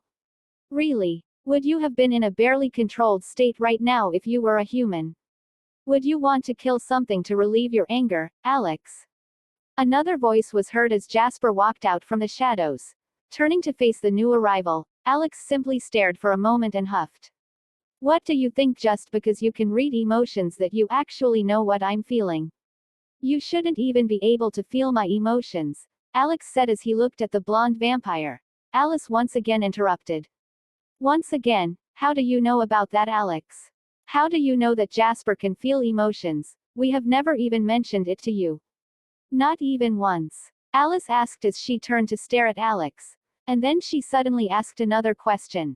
A question that left Alex stumped. You have seen the future, haven't you? But instead of seeing it as it changes, you have only seen one future, a static one. You probably have seen it in much more detail than I have, but it doesn't matter if that future has already changed. Is that it, Alex? Alex's eyes widened as he looked at Alice. No, that's dumb. How would I even? Alice interrupted him once more as she nodded. So you have, at least that explains a lot. Turning around, Alice slowly walked toward Jasper, only turning back once she was next to her brother. When you are ready to talk things out, when you are ready to finally ask for help, we will always be there for you. I will always be by your side, Alex. No matter what, Alice said finally while staring at Alex. Her eyes clearly showed her sadness as she gave one final nod and turned around, heading away. Jasper also gave Alex a nod and started following behind Alice. Alex was left there, in the night, his back against a cold brick wall. This should have just been an easy mission. An easy task that I wouldn't have to even think so hard about, Alex thought as he slowly slid down to the ground. Gritting his teeth, Alex slammed his fist against the wall. His fist went right through the bricks and ended inside the wall, the whole thing shaking for a brief moment. Fuck! Alex shouted as he closed his eyes. Huff, it's not that bad. I don't care that they know about me knowing the future. At the end of the day, they still don't know I'm a reincarnator, and that's what matters. Alex thought as he stared at the ground. Drop, drop, drop, shish, drop by drop. Rain started to fall onto the roads of Port Angels. The drops soon multiplied and a harsh and heavy shower of rain started falling down from the clouds. Alex stood there, the rain soaking him wet, but he didn't move. He didn't feel cold, nor did he care about the water. It didn't affect a vampire like him after all. Have I really changed that much? Just how big is the difference between the me of now and the me before reincarnation? Alex questioned himself, however he found no answer. He felt the same. He felt like the decisions he had taken since he had reincarnated made sense and were truly his own decisions. It's impossible for me to know how much I've changed or if I have changed at all. Even if I look at it from an outside perspective, I think that my actions made sense. Alex thought as he took his hand out of the wall he had slammed it into. Looking up at the sky, Alex finally concluded. It doesn't matter if I have changed or not, I'll simply strive to become a better version of the current me. I need to be able to look at the large picture and not at the immediate satisfaction of my actions. Alex mumbled as he got up from the ground. That was the reason why I ignored the really important objective tonight. I wanted to make them suffer. I wanted that so badly that I forgot about Bella completely, Alex said as he started walking forward. But I'll show them. I'll show everyone that I can be enough on my own. I don't need anyone's help and never will, Alex thought as he remembered Alice's words. Step, step, step. Soon Alex disappeared from the alley as he continued forward. His will, which had almost been broken, had already been rebuilt, stronger than ever and with a goal in mind. Alex finally set his complete focus on his own improvement. New morning. The walk to the outside of Port Angels was slow. Alex took his time as he walked and didn't run. His mind was blank as he walked. Finally, after almost 2 hours, Alex arrived at the forest outside of Port Angels. Taking his shoes off, he put them in his backpack and started running. Alex didn't transform but simply ran in his human form. That didn't mean he was running at human speeds, but he was still considerably slower than when fully transformed. Finally, when the clock almost reached midnight, Alex arrived at the Swan household. Using his enhanced hearing, he could already hear the calm, deep breaths of Charlie and Bella. Seems like they're asleep already, Alex thought as he climbed up onto the roof and opened his window. The front door makes too much noise, and I really don't want to have to explain myself to Bella right now. Though since she's asleep and not waiting for me, I'm guessing she still doesn't know, Alex thought as he slowly opened the window, trying to make as little sound as possible. Once inside, Alex closed the window and sat on his computer chair. Sigh, this is going to be one long night, Alex thought as he looked at the clouds still raining outside. These bastards seem to always rain when I'm in a bad mood, Alex thought as he got up from the chair and laid down on his bed. The next hours were felt both quick and slow to Alex. One moment he realized that hours had passed while the next minute felt like an hour. Finally, the sun rose up on the horizon and the downpour of rain stopped. Getting up from the bed, Alex headed to the window and looked outside as he did every day. The chirping of the birds was faint, but he heard them as always. Different species of birds had even started returning from their migration. Turning back around, Alex heard Charlie and Bella's breath start to change rhythm as they started waking up from their slumber. They should be awake in a few minutes, Alex thought as he headed to his clothes drawer and changed his clothes to dried ones. The ones he was currently wearing were still soaked from the rain yesterday. Soon Bella will learn of the full truth and even be invited to the Cullen mansion. Soon I'll have to tell her about myself as well. I have to at least be the one to tell her. I owe her that much for being there for me or past Alex, I guess. Alex thought as he fully wore a new pair of jeans and a white shirt. Putting the books that he needed for today's school schedule in his backpack, Alex slung it over his shoulder and headed downstairs. Once downstairs, he waited for Charlie and Bella to wake up. Charlie didn't take long and was soon downstairs eating breakfast. So how did yesterday go? Charlie asked as he ate a bowl of cereal. It was all right. We mostly just drove around in a car, Alex said as he lied through his teeth whilst he watched the morning news. All right, Charlie replied, clearly seeing that Alex wasn't in a talkative mood today like he usually was. So anything happened at work yesterday? Alex asked, trying to at least seem a little normal and not so under the weather. He was failing miserably, however. It was fine, there weren't any accidents, so you could call it a great day even, Charlie said as he finished his bowl of cereal and got up, heading to the clothes hanger by the front door. Taking his police jacket, Charlie wore it quickly and turned to face Alex. I'll be going now, Alex. See you later, Charlie said and turned around, walking outside where he wore his boots. See ya, Dad, Alex said over the couch and then laid his head back down on the couch pillow. Rumble. A minute or so later, Alex heard the sound of the police car engine, and soon he heard it drive away. Upstairs, Bella had already woken up as she finished her morning routine and in a while arrived downstairs. Hey Bells, Alex said as he turned to face Bella, who had just arrived at the end of the stairs. Bella turned to face Alex and gave him a nod. Hey, Alex. Good morning, Bella replied as she gave him a smile. Turning towards the kitchen, she hummed a tune as she grabbed her own bowl of cereal and started eating breakfast. She sure is in a great mood today, Alex thought as he stared at his sister. I guess the bond really does have a massive effect, Alex thought, and then turned his head around once more facing the TV. What did you do yesterday? Had any fun? Alex asked as he listened to the morning weather forecast. Bella hummed as she swallowed her food and then turned to Alex. No, not really, it was pretty normal. We just went shopping for some dresses and flowers and then later went to a restaurant where we ate dinner. After that, I came home, Bella said and then turned to finish her breakfast. I guess they didn't tell her about me. Huh, I guess I should thank them for that, Alex thought as he nodded his head while he gave a small relieved sigh. All right, I'm done eating. Let's go, Bella said as she stood up from the chair and started heading towards the front door with her backpack slung over her shoulder. Sure, Alex said as he turned the TV off with the remote and got up following Bella. Grabbing the car keys from the key holder in the small hallway at the door, Alex threw them at Bella, who caught them. You drive today? I'm feeling lazy, Alex said as he wore his shoes. Sure, Bella replied as she gave a small nod and wore her own shoes. Both of them headed outside and hopped into the truck. Bella quickly reversed out of the house and into the road, starting to drive towards Forks High School. I guess I'll have to use the time when Edward shows his abilities to also reveal myself, or I could do it when she heads to the Cullen house for the first time, Alex thought as he tried deciding which option to choose. Confusion, or I can just man up and do it, Alex thought as Bella parked the truck in the school's parking lot. Getting outside, Alex and Bella saw a Volvo and a BMW pull up next to them. After the rumble of the cars died down, Alex saw the Cullens heading out of their vehicles. Alex furrowed his brows minutely and turned around, heading towards the school. I'll see you later, Bells, Alex said as he gave a wave without even turning around.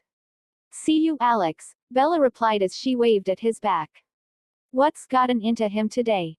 Bella thought as she stared at Alex's back. Edward came and stood next to Bella as he looked at Alex. He'll be fine, I'm sure it's just a bad morning, Edward sighed as he turned his head to face Bella. Turning her head, Bella stared into Edward's amber eyes and nodded.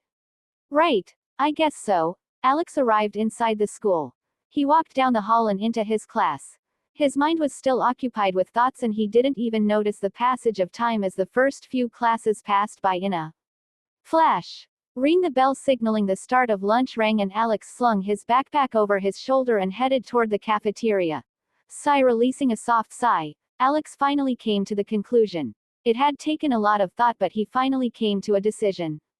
Unlock, Alex thought as he released his mind shield. Opening the doors of the cafeteria, Alex started walking toward the table where he usually sat with Mike and the others. I'm telling Bella about myself as well since you seem to have already done so. Alex thought as he sat on the chair and greeted Mike, Eric, and Jessica with Angela. Edward's and Edith's heads snapped towards him almost instantaneously. What? Why the surprise? Did Alice and Jasper not tell you? Alex asked as he watched them from the corner of his sight. Either way, it would probably be better if we simply told her everything from the get-go, or at least I will. If you want we can do this together or I can just do it on my own.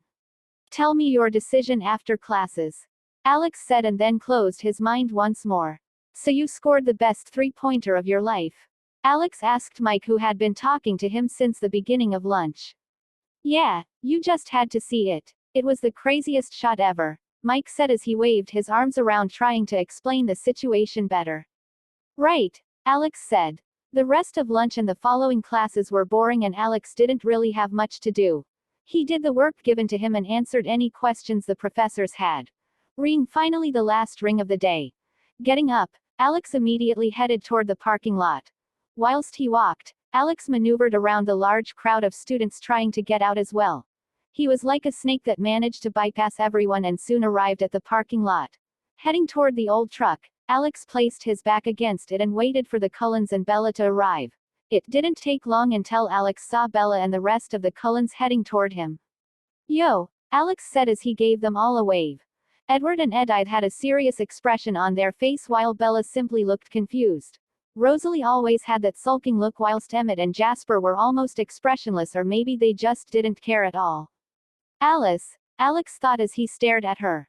Once more it felt like the others didn't matter at all, as if their expressions were simply an afterthought in front of Alice.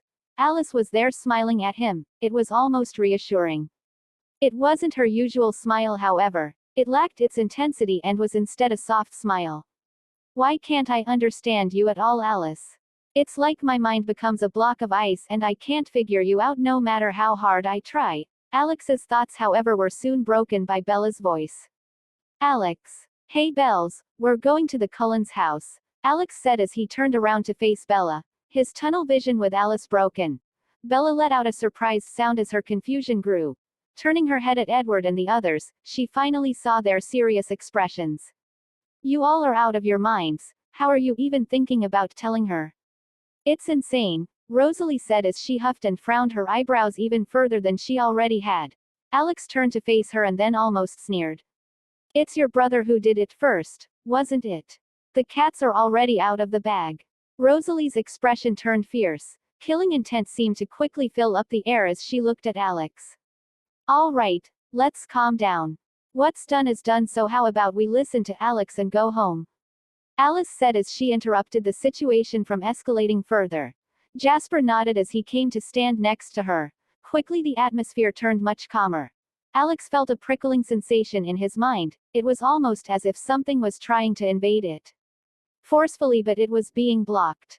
So that's what it feels like when he tries to actively use his emotion control, Alex thought as he nodded minutely, more to himself than to Alice. Turning around, Alex opened the truck's door and hopped into the driver's seat. Hop in, Belle, Alex said as he turned to face her. Bella looked almost frozen, the confusion had spread too much, and she looked like she thought nothing made sense at all. I guess that's what it looks like, Alex thought and then called her over once more. Come on Bella, we're going to explain everything. I promise, Alex said as he beckoned Bella to join him in the truck. Nodding her head, Bella turned to look at the others one more time and then went inside the truck. The truck and the two Cullen cars quickly turned on and reversed out of the parking lot.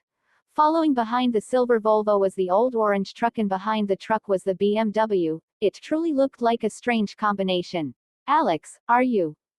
Driving towards the Cullen mansion was easy for Alex. He just had to follow the Volvo, but even then he had already memorized the entire path from his first time going. Having a photographic memory of sorts truly is a blessing, Alex thought as he took a turn heading deeper into the forest. Alex, what's this about? Bella asked as she turned her head to face Alex, who hadn't said a word since the drive had started. Alex didn't even turn to face her as he looked at the road ahead. I'll explain everything when we get to the Cullens' house, Can't you just tell me now? Is this what you were hiding from me? Bella said as she raised her voice slightly. Alex still didn't even give her his sight as he continued to drive. I told you, I'll tell you when I'm comfortable, and while this isn't the entire thing, it's quite a large part. It will be easier if I say it at the Cullens. Please just wait a few minutes, Bella. Alex said as he followed the silver Volvo through the snake-like road. Huff giving an almost exaggerated huff, Bella laid down even more heavily on the truck seat. Come on, don't be like that. What do you mean don't be like that? Everything feels so confusing right now. I thought I had it all figured out, but turns out I wasn't even close, Bella said as she turned to look out of the window at the forest. Alex gave a short laugh. It's all right, you couldn't have known, Alex said as he started slowing down the truck. Are we here already? Bella asked as she sat up straighter on the seat. Alex gave a nod and then took a turn as he parked the car next to the silver Volvo. That's right, this is the Cullens mansion. It's quite breathtaking, isn't it? Alex asked. Bella nodded as she quickly opened the door of the truck and hopped outside. Looking around, Bella looked like a small kid in a candy store in Alex's opinion. A slight smile finally showed on Alex's face as he looked at his sister. It didn't last long, however, and quickly hid behind his poker face that he seemed to be holding quite a lot these days. All right, let's go inside, Alice said as she came to stand next to Alex. Rumble the BMW AM3 rolled in and parked next to the orange truck. Out of it came Emmett and Rosalie. Emmett had that goofy grin of his, but even he seemed to be in a much more serious mood than he usually was. It wasn't showing on his face, but Alex just felt like that was the case. Might be an ability of mine. I'm unsure, Alex thought, and then turned to nod at Alice. The vampires and Bella went up the stairs and into the house. Esme and Carlisle were waiting for them inside. I didn't think you'd be here, Doctor. I thought you would still be on your shift at the hospital, Alex said as he stared at Carlisle, who had that same soft smile on his face that Alex always saw him with. Jasper messaged me and told me that I should be here just in case, Carlisle said as he faced Alex. Just in case I go off the rails? Alex asked as he gave a small grin, though it didn't look genuine to anyone who saw it. Carlisle didn't give an answer. Even his soft smile didn't change. Esme, however, appeared to almost get a little angry as she shook her head at Alex. No dear, I don't think that's the reason. We just all wanted to be here to be able to help on letting Bella understand. Alex was about to retort but stopped once he turned to look at Esme. Her calm and warm demeanor simply didn't allow Alex to be a jerk. Damn, how can I even say anything when you look at me like that? As if I'm your own son, Alex thought as he remembered the way his past mother used to look at him. Renee had never looked at Alex the same way. It was almost like she simply didn't fully understand what having a child meant most of the time. It wasn't that she didn't love Alex, but rather didn't know how to show it. Either way, let's just get this started, Alex thought as he walked past Esme and Carlisle and headed into the living room. The rest also followed and took the same spots they had the last time Alex had been over, more than a month ago. The only change was that this time, Bella was seated next to Alex. A silence took over for a few seconds until Bella broke it. So what's this about, Alex? Bella said as she turned to face Alex. Sigh, it's really hard to get these words out for some damned reason, Alex thought, and then gritted his teeth and steeled his will. Please just react like the anomaly you are, Bella, and not like a normal person. Alex thought and opened his mouth finally. You know these guys are vampires, right? Alex asked Bella as he faced her. Bella's expression contorted to one of surprise and then confusion just as quickly followed suit. You knew? Bella asked as she managed to gather her words after a few moments. Alex nodded in return. How long did you know, Alex? Now that I think about it, you even helped me find out by telling me about the website, Bella asked, and started remembering all the times Alex had given her soft hints over the few months they had been in Forks. Wait. It couldn't be that you just got me here to tell me that you also knew, Bella said almost immediately after as her eyes widened further. The next few words took a few moments to come out of her mouth. She seemed to be denying the possibility in her head, finding it almost impossible, but that impossible thought was strangely the only one that seemed to make sense in this situation. Alex, are you? Vampiric secret. Alex, are you? Bella asked as she faced her brother. Alex didn't answer for a moment. The words he needed to say were so short but they seemed too heavy as if they were a large boulder. His throat dry, Alex spat the words out. The secret was finally gone. Yes, I'm a vampire, Bella. Alex's eyes stared into Bella's own as their color changed. The crimson took over the black as if it were the moonlight on the darkness of the night. Bella's mouth opened as she stared at Alex in shock. She had felt it coming. Somewhere deep in her mind she already knew when they arrived here. She had been denying it, lying to her own mind. The next few seconds were silent, no one talked, the only sound being Bella's and Alex's breaths. But how? Bella finally asked as she extended her arm and touched Alex's face. Rubbing over the skin under his eyes, Bella said, her expression still muted from the shock. How are you a vampire if you can eat food? How is your skin normal? Bella asked as she dragged her hand down to his chest. How is your heart still beating, Alex? This doesn't make any sense. How can you be a vampire? Bella continued to ask as she touched Alex's body all over, trying to make sense of his words, but she fell flat. Sigh releasing. A slow sigh, Alex finally opened his mouth once more to voice his thoughts. It's because I'm a different race of vampire from the Bella. That's why I can hide my eye color. It's why I look so human. Alex said as he grabbed Bella's hand and held it in his own. I know this is confusing, Bella, but I'm sure you can get through it, Alex said as he looked into his sister's eyes. Then he heard a voice, it was a snicker. Get through it. What's there to get through? Her brother's a monster. Turning his head, Alex saw it had been Rosalie who had talked. Furrowing his brows, Alex directed hateful eyes towards the vampiress.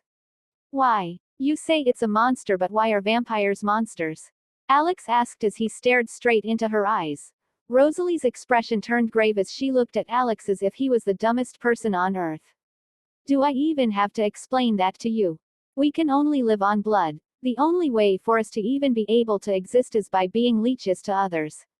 We can barely control ourselves around anything living that has blood, Rosalie said as she took a step forward toward Alex. Alex simply stared at her for a moment and then nodded. Sure, vampires need to drink the blood of others to survive, but don't humans need to as well? Humans need to kill animals to get meat to survive, don't they? You could call plants life as well, and they eat those too, don't they? Vampires aren't monsters, they're just normal creatures, Alex said as he got up from the couch and stood in front of Rosalie. Rosalie gave another hateful stare and then asked one last question. We can't even reproduce, we are simply dead bodies moving around. Is that also normal, Alex? Alex nodded, causing Rosalie's frown to increase. It's because you're still thinking like a human. We aren't humans and will never be one again. Vampires reproduce by infecting other humans and other creatures. That's a vampire's reproductive system, Alex said whilst looking at Rosalie's eyes, which seemed so fragile when he was so close. Alex had given up on his frown and barely held the pity he felt inside. She's just a broken woman, Alex thought and turned to look at the others around him. I respect everyone here. All of you resist the urges to be able to coexist in a world with humans. But I also have disagreements. We aren't humans and we never will be, Alex said as he turned around and walked back to the couch. Yesterday night was a mistake, Alice, it was a mistake on my part. I was wrong. My path was wrong, Alex said as he faced the pixie who had yet to say another word. Alice simply smiled at Alex. The smile alone gave more than Alex thought 1,000 words would. I don't agree with how power had gotten into my head, how I failed to control the urge to kill, to stomp on someone else. That's why I'm sorry, Alex extended his hand to the woman. I thought about it and I'm still mad. I'm still angry at the fact that I was wrong. It's childish, but I want to move on. Will you help me, Alice? Alice's smile grew as she took his hand. Can you guys get a room already? Emmett said as he looked at them. I know, right, Emmett? Like, come on, we don't wanna see that. Edith said with a grin on her face. Alex's face flushed as he turned to look at the two. It's not like that, damn it.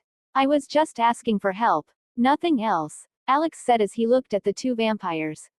Right, of course, it wasn't like that, brother. I'm sure if I tell Charlie how you worded that out, he will totally believe you, Bella said as she got up on her feet. A small smile was on her face as she neared Alex. And you being a vampire doesn't really change much in the end, does it? You have been a vampire for a while and I haven't noticed anything, have I? Bella said as she looked at her brother. Alex nodded, his chest strangely felt tight at this moment. That means nothing has changed. In fact, you told me a secret about yourself. All that changed is that we have a better relationship now. Right. That's so damn cheesy to say though, and you said it with a straight face, Alex said as he looked at his sister. A grin had developed on his face. Look who's saying that. Prince Charming, Emmett said as he joined them. Egoist. They spent about an hour simply chatting with each other as Esme went to make some food for Bella and Alex. I don't need anything, Alex said, flustered at having the older woman get up to make him something. Esme simply turned and gave him a soft smile. It's all right. I enjoy making food. You wouldn't mind me making you something, would you? Esme asked as she looked at Alex, her soft smile still in place. How can I say no when you look at me like that? Alex thought as he slunched his shoulders and nodded. Thank you. Jasper, who had sat next to him, now simply gave Alex a smile and muttered. You can't reject Esme, huh? Maybe we should use her to get you to listen sometimes. Alex furrowed his brows and turned to stare at Jasper. You wouldn't dare. Try me, Jasper said as the corners of his lips twitched. So what do you eat? I've seen you eat human food before, and Edward Said they can't eat anything besides blood. Bella asked as she turned to face Alex. Alex nodded his head and gave his answer.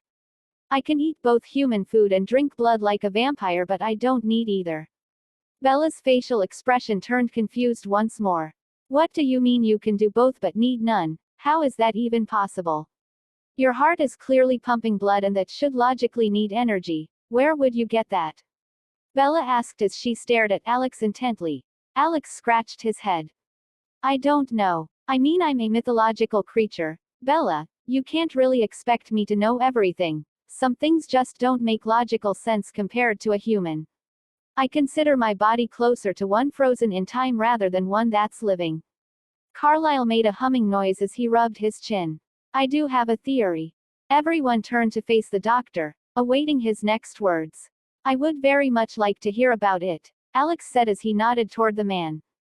Energy is never lost. It's merely transformed from one form to another. It could simply be that you don't lose any energy at all, but that would also contradict a lot of other things. An example would be that when you use any physical force, you are turning your energy into mechanical force, which you shouldn't have a way to absorb back, Carlyle said as he continued making a thinking pose. Alex hummed and then asked another question. Could it be that I'm just the perfect being? Slap, and Bella's slap didn't take long. No, it could even be said to be instant. You. Perfect. I don't think those words should ever be in the same sentence, Alex, Bella said as she gave him a closed-eyed smile. Calm down. It was only a thought, Bella. You do not need to have thoughts like that. Your ego was bad enough in Phoenix. We don't need you to get any further in that direction. Alex made a face as if he was being falsely accused. What did I even do in Phoenix, Bella? I don't think I ever had an ego issue, Alex asked as he faced his sister. Oh right, the guy who used to change his girls every 2 days because he got bored, Bella said as she looked at him, looking like she was waiting for his refusal to slam down on him further. I don't remember that ever happening. It's not true, Alex said as he turned his face away.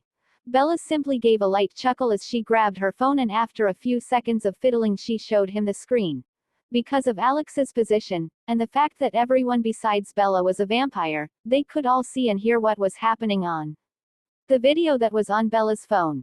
It was a younger Alex being asked by Renee who the girl she saw him with at the mall was.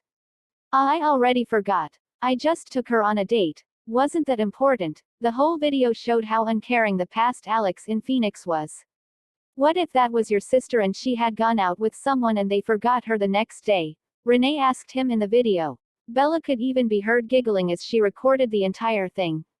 That wouldn't happen. No one would be able to leave my sister considering how good she looks. She's just like me after all. And the video recording ended.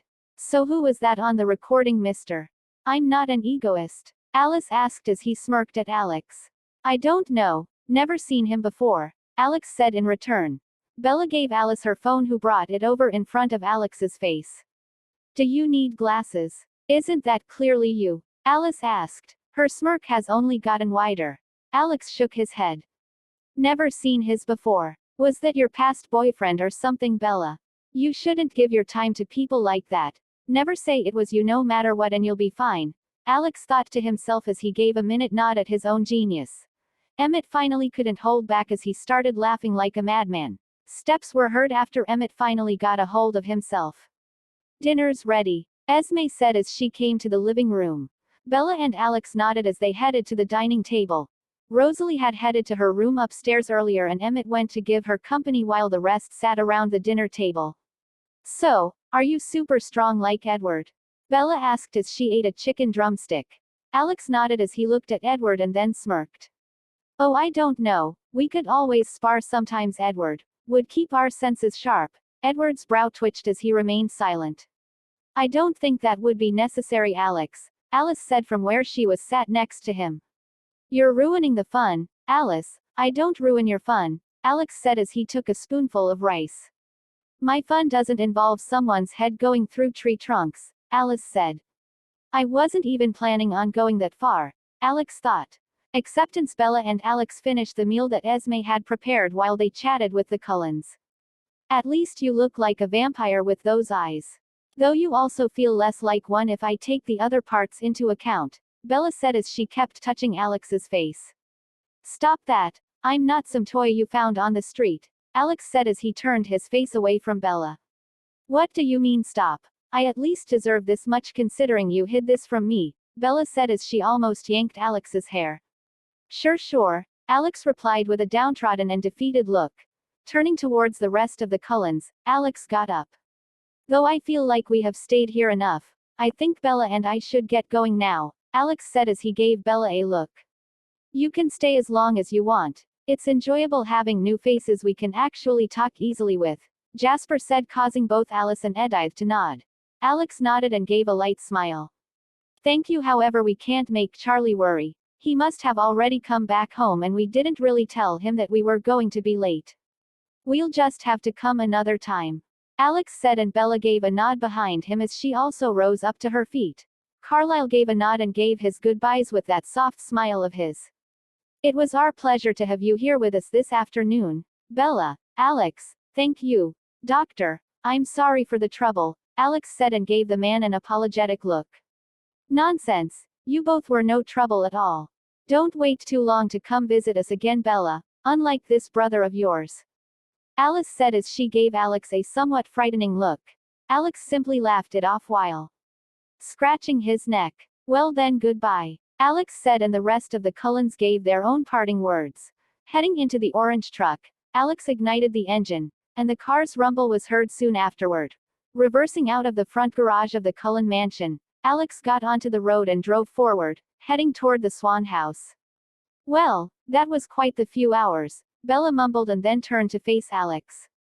I still can't believe that you're a vampire, Bella said as she seemed to furrow her brows in concentration as she looked at Alex closely, trying to find any discrepancies that would out him as a vampire and not a human. There's none, you look just like a human. You even feel like a human, Bella said. I already told you that, Bells. I understand that it's quite a reveal, but it doesn't change anything between us. I've been a vampire even before you knew, Alex said as he took a right turn as he drove. Right, it's still unbelievable though, Bella grumbled to herself. Suddenly her face quickly turned toward Alex. You don't sleep, right? Bella asked quickly, almost jumbling up her words. Alex gave a nod. That's right, I don't think I've caught a wink of sleep in months. I could probably do it if I used drugs, but my body simply doesn't need sleep, so I never get the urge to sleep. So me falling asleep on my own is quite hard. Bella nodded as if she had understood and then asked another question that had been bothering her. So every morning that I found you asleep, you were just pretending? Alex nodded and a smile crept up onto his face. That's right, aren't I a great actor? I do deserve an Oscar for my fake sleeping, Alex said as he turned to face Bella, showing his wide smile. Bella simply looked at him with a blank face for a moment and then uttered. I really want to smack the hell out of that face of yours. It looks like the perfect slapping dummy. Alex contorted his expression into one of hurt as if her words had pierced his fragile heart. Your words hurt more than a wooden stake, Bells, Alex said as he quivered his bottom lip. Actually, you might have a future in acting, Bella said as he looked at him, almost bewildered at his reactions. The trembling lip quickly froze and a smug grin took its place. I know, right? Sigh, you're right. Just because you're a vampire doesn't change anything. You're still the annoying kid who's too full of himself. Alex simply laughed at her comment. They didn't converse much for the rest of the drive. It was silent but peaceful. I'm glad that you are this weird girl, Bella. It's because of how you are that I really can't stop getting attached to this brother role, Alex thought as the corners of his mouth twitched. The ride took a while, but it also couldn't be said to be long. Soon they were in front of their house. Alex could already hear Charlie watching the TV inside as he lay on the couch. Parking the old orange truck in front of the garage, Alex turned the engine off and hopped out of the car, taking his backpack with him. Bella followed suit and both of them headed up the stairs to the front door. Clank, the door opened and made quite a long sound. Its age clearly showed. We're home, Alex said as he and Bella removed their shoes and headed into the living room, after closing the door behind them. Ah, welcome home, Charlie said as he popped his head up from behind the couch. Bella nodded and mumbled that she was going to put her backpack in her room. Alex simply stood there as he watched the entire room, Charlie and Bella. They truly are a better family than anyone could ever wish for, Alex thought as the corners of his mouth finally rose, showing a soft smile on his face. Yeah, thanks. How did work go today, Dad? Coffee. The night passed quickly. They always said that the shortest times were the happiest. And the morning arrived, a new day shining its light upon the world. Isn't it sad? Time passes so quickly when you are having fun, when you're surrounded by those who love and appreciate you, but it goes at such a gruesome pace when it's the opposite, Alex thought as he remembered his first days in Forks. Back then he had felt every second, every minute that passed. He had the memories and body of Alex, but he didn't have any emotions related to those memories. It was like he didn't even fit into his own body. Like he was a fake that had replaced the original. That bastard God used a loophole when I said I wanted my memories, of both my past life and this one. I didn't mention memories, so he didn't give me any of them. Alex grumbled as he thought back to the supposed God that had brought him here. The face, however, had blurred. It was like he couldn't even remember the being. Sigh, releasing a soft sigh, Alex got up from his bed. He had heard Charlie getting up to get ready for work. Sometimes I can't imagine a life where you go to work every day, and do the same thing only to return to your house to sleep and repeat the same thing over and over for decades. Alex thought as he walked to his window and looked at the forest outside. But other times I can also notice its charm. A calm life away from any troubles, not having to think about the safety of the next day. It does have its own charm. Staring at the birds outside his window perched atop a branch, Alex's eyes changed color. Opening the window, Alex extended his hand. Soon after, the small bird came and perched itself on his index finger. Petting the small fragile thing, Alex showed a small smile, though it didn't last long. I told Alice that I was sorry, but I'm still unsure, was what I was doing wrong. I used my power to get what I wanted, not because of some sense of justice but because it suited me. Alex thought as he stared at the small bird that had closed its eyes and started to sleep on his finger. This world that we humans have created is fundamentally the same. It's still the law of the jungle, but strength has been replaced by trickery and money. In the end, it's all the same. Another soft sigh escaped his lips as he lifted his head to look at the gathering of clouds in the sky. It won't be long. Not long before the James Coven comes and tries to kill Bella. Alex clenched his fist that was holding the windowsill. It almost broke completely, but it held with only a part of it being crushed to dust. Is it right to let things progress? Is it right to let the others help? Do I just follow the path of the movies and books? A path that does lead to certain peace, or do I leave my own mark? Should I change something that doesn't need changing? Alex had pondered over these questions for a long time, and in Port Angels he had even tried to change them. In the end, it had resulted in failure. He had changed nothing and had only shown the Cullens what he could do. What he would do if he set himself free. If he allowed himself free rein. Gritting his teeth, Alex shook the bird with his finger, making the bird run away frightened. It's so complicated. Why does it have to be like this? I would have been able to look at this logically and decide a move for someone else, but when I am part of the equation everything just gets jumbled up into a huge mess that I can't seem to find the beginning or end of it. Turning around, Alex walked towards his door, heading downstairs. He had heard Charlie leave the house already and drive towards the police station. Arriving downstairs, Alex made a cup of coffee and went outside, grabbing a chair on his way. Sitting on the patio, Alex drank his cup of coffee as he watched the lush greenery around him. But if I remove all that and just don't think, Forks truly is nice, Alex thought as he smiled once more. And then a sudden thought emerged in his mind. Changing my mood so quickly, am I becoming bipolar? Alex thought as his smile twitched. Alex. Hearing Bella calling him from the second story, Alex sighed. What is it, Bells? Alex shouted as he turned his head to look inside the house. A few moments later, Alex heard thumps as Bella came downstairs. Bangish fell flat on the ground, didn't she? Alex thought in disappointment, shaking his head. A few moments later, Bella appeared in front of him. Her forehead was reddening at a frightening pace and her hair looked like lightning had electrocuted her head. Alex stood there sipping his coffee as he looked at his sister, who looked like a beast at the moment. Barbarian, Alex thought as he shook his head softly, imagining himself as some Shaolin monk. I want to beat you up for some reason, Bella said as she narrowed her eyes at her brother. Either way, what did you want from me that you ran all the way down here? Alex questioned, giving Bella a look over, seeing how she hadn't even changed from her pajamas. Edward messaged me and he's taking me out today, Bella said as she spluttered the words out through her excitement. Alex raised a brow and then asked, confused. Okay, and like I can beat him up for you, but I can't really help you beyond that, Alex said as he took another sip. Bella felt like a pair of bricks fell on her head. Right, I guess I was just too excited and wanted to tell someone, she muttered as she turned to walk away. Sigh, getting up on his feet, Alex threw the rest of his coffee onto the grass and said to Bella, when is he coming? Bella turned to look at him, her excitement once more rejuvenated. I don't know, but probably soon. All right, go upstairs and get yourself ready, and I can look at your clothes and tell you if I think they look good. Is that okay? Alex said as he passed her by and headed into the kitchen, putting the empty cup into the sink. Yes. Thanks, Alex, Bella said as she almost sprinted up the stairs. It's kinda cute that they love each other so much, Alex thought as he stared at Bella's back.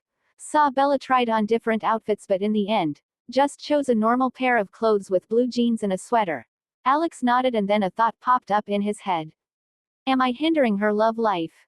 In the books they were already sleeping in the same bed, Alex thought, but decided to quickly shake the thought out of his head.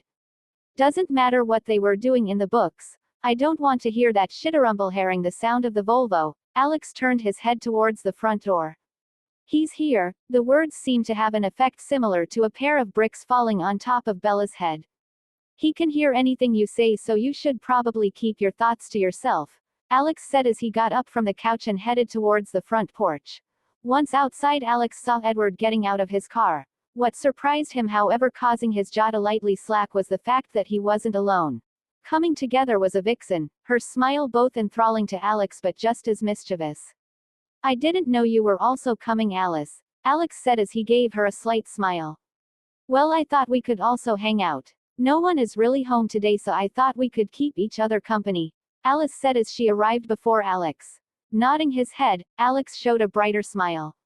Seems like the only ones left still single are us two, huh? Alice's eyes seemed to shine as she gave a reply. Right. I wonder when we won't be single anymore. You got anyone in mind, Alex? Alice said as she came closer to Alex, their bodies almost touching. We aren't together, Bella almost shouted from the side as she looked at Alex. Her face was red as a tomato. Alex and Alice smiled at the same time. Bella didn't seem to like their smiles though as she took a step backwards. Alex, I don't want to hear it, Bella said as she turned and grabbed Edward by the hand. Let's go. Edward just gave a slight smile as he nodded and followed her to the Volvo. Whistle, don't break too many bases, Bella, Alex said as he gave his sister a grin. I don't think it's possible considering it's Edward we are talking about. She might have to jump him, Alice, who was next to Alex, said with the same grin. Edward and Bella turned towards the two just as they were about to head into the Volvo. You two are insufferable. You should have never become friends. Edward sighed while Bella simply frowned at her brother. Can't even take a joke, huh? Alex said, though his grin was still in place. I know, right? These days it feels like it's just us two. Alice said as she turned to look at Alex once more. She had a certain look in her eyes, but Alex couldn't figure it out for the life of him. Right. Anyway, what do you wanna do? Alex said as he turned to offer Alice entry into the house. Alice didn't wait at all and headed into the house as if she owned the place. Well, there's a lot we can do, but let's just start with a movie. Alice said as she sat on the couch and grabbed the remote. Alex was left there staring at the vixen who had invaded his home. Sigh, you feel like a menace sometimes, you know that, Alice. Alex said as he went and sat next to her on the couch. Alice didn't even give his question an answer and simply scrolled through the channels on the TV. Well, what do you want to watch? I think I have some movies around here, Alex said. Well, bring them then. How am I supposed to know what I want when I don't know what you have? Alice said as she turned to Alex and made a motion as if telling him to get on with it. Of course, Your Highness. Do you want me to bring you a plate of humbleness as well? Alex said as he got up. No need. I'm here with you, aren't I? That's already humble enough, Alice said. She seemed to barely be holding back her laughter at her own jokes.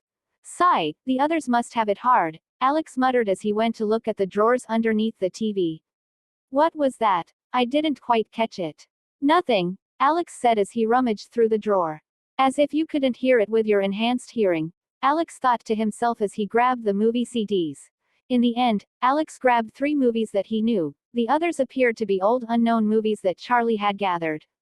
So we have 3 choices, Alex said as he turned around to face Alice. We've got Saw 2, Batman Begins, and Charlie and the Chocolate Factory. Showing the movie covers to Alice, Alex waited for her to come to a decision. How about we watch both Saw and the Chocolate Factory?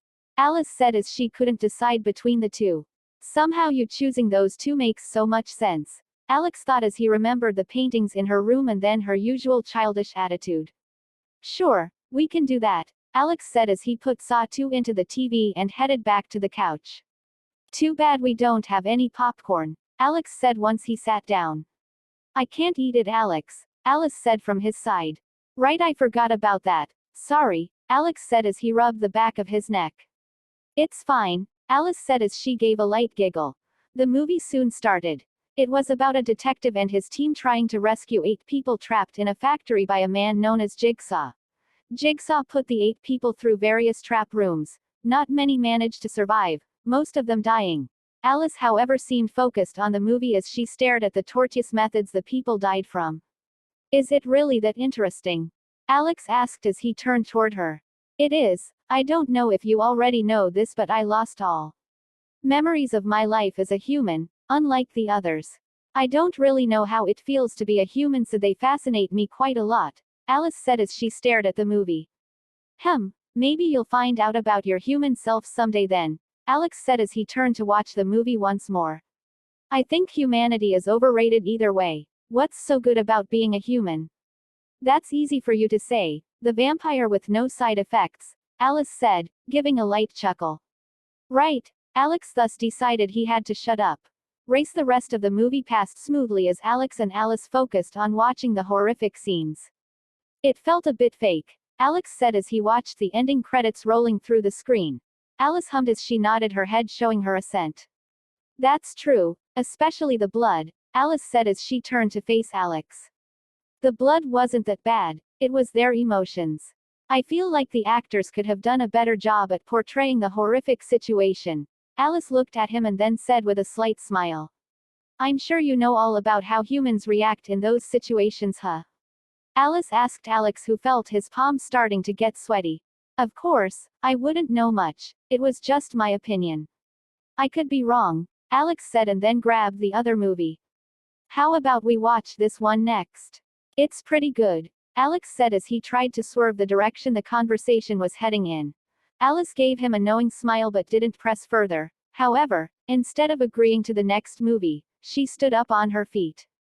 Rather than that, how about we do something more exciting? Alice said as she bowed and put her face in front of Alex's. Something more exciting, Alex muttered as he slowly moved his head back. Yeah, how about it? Alice said as she gave him a smile. For some reason, Alex felt an emotion that he hadn't felt for a long time. Why does it feel like I'm the prey and she's the predator? Alex thought as he brought himself further into the couch, trying to slowly scoot away from the vampiress. What exactly do you have in mind? Alex asked Alice, who stood straight once more. Going in the forest, Alice said as if that was an obvious thing. Alex felt just like Bella had earlier in the morning, like his head had been slammed by a sudden surprise. Forest? Alex asked, his voice clearly showing his confusion. Yeah, I wanted to check out your abilities. I still haven't seen anything you can do, you know. Alice said as she faced Alex. Right, Alex said, nodding his head. Then Alice came close to his face again. This time her lips were right next to his ear. Her whisper sent a shock through Alex's body. Or maybe you were expecting some different excitement. Her voice was slow and velvety. It caused shivers to go through Alex and made him take a sudden breath. Alice. Alex started but was quickly taken aback as Alice stepped back and showed him a mischievous smile. Shall we get going then? Alice asked with that same smile on her face. Sigh, yeah, let's go, Alex said, already exhausted by her. She's going to kill me someday, Alex thought jokingly to himself as he got up and headed to the front door. Grabbing a pair of shoes, Alex wore them and went to the porch. Turning around, Alex waited until Alice finished tying her shoes. Looking down at her, Alex tried his hardest not to let his eyes wander. Don't look. Don't look. Think with your brain, Alex. Alex thought to himself as he turned around to look at the forest. His face showed a small grimace as he gazed at the forest. God damn, do I wanna look? Alex thought as he imagined Alice bent down. Shaking his head, Alex once more tried clearing the thoughts out of his head. Bad Johnny, bad. Stay down. Don't rise up. Alex's thoughts continued as he watched the forest. What are you looking at? That has you making such a focused expression. Alice said as she put her hand on Alex's shoulder. Just the trees. Either way. Let's go, Alex said as he started walking toward the forest on the other side of the street.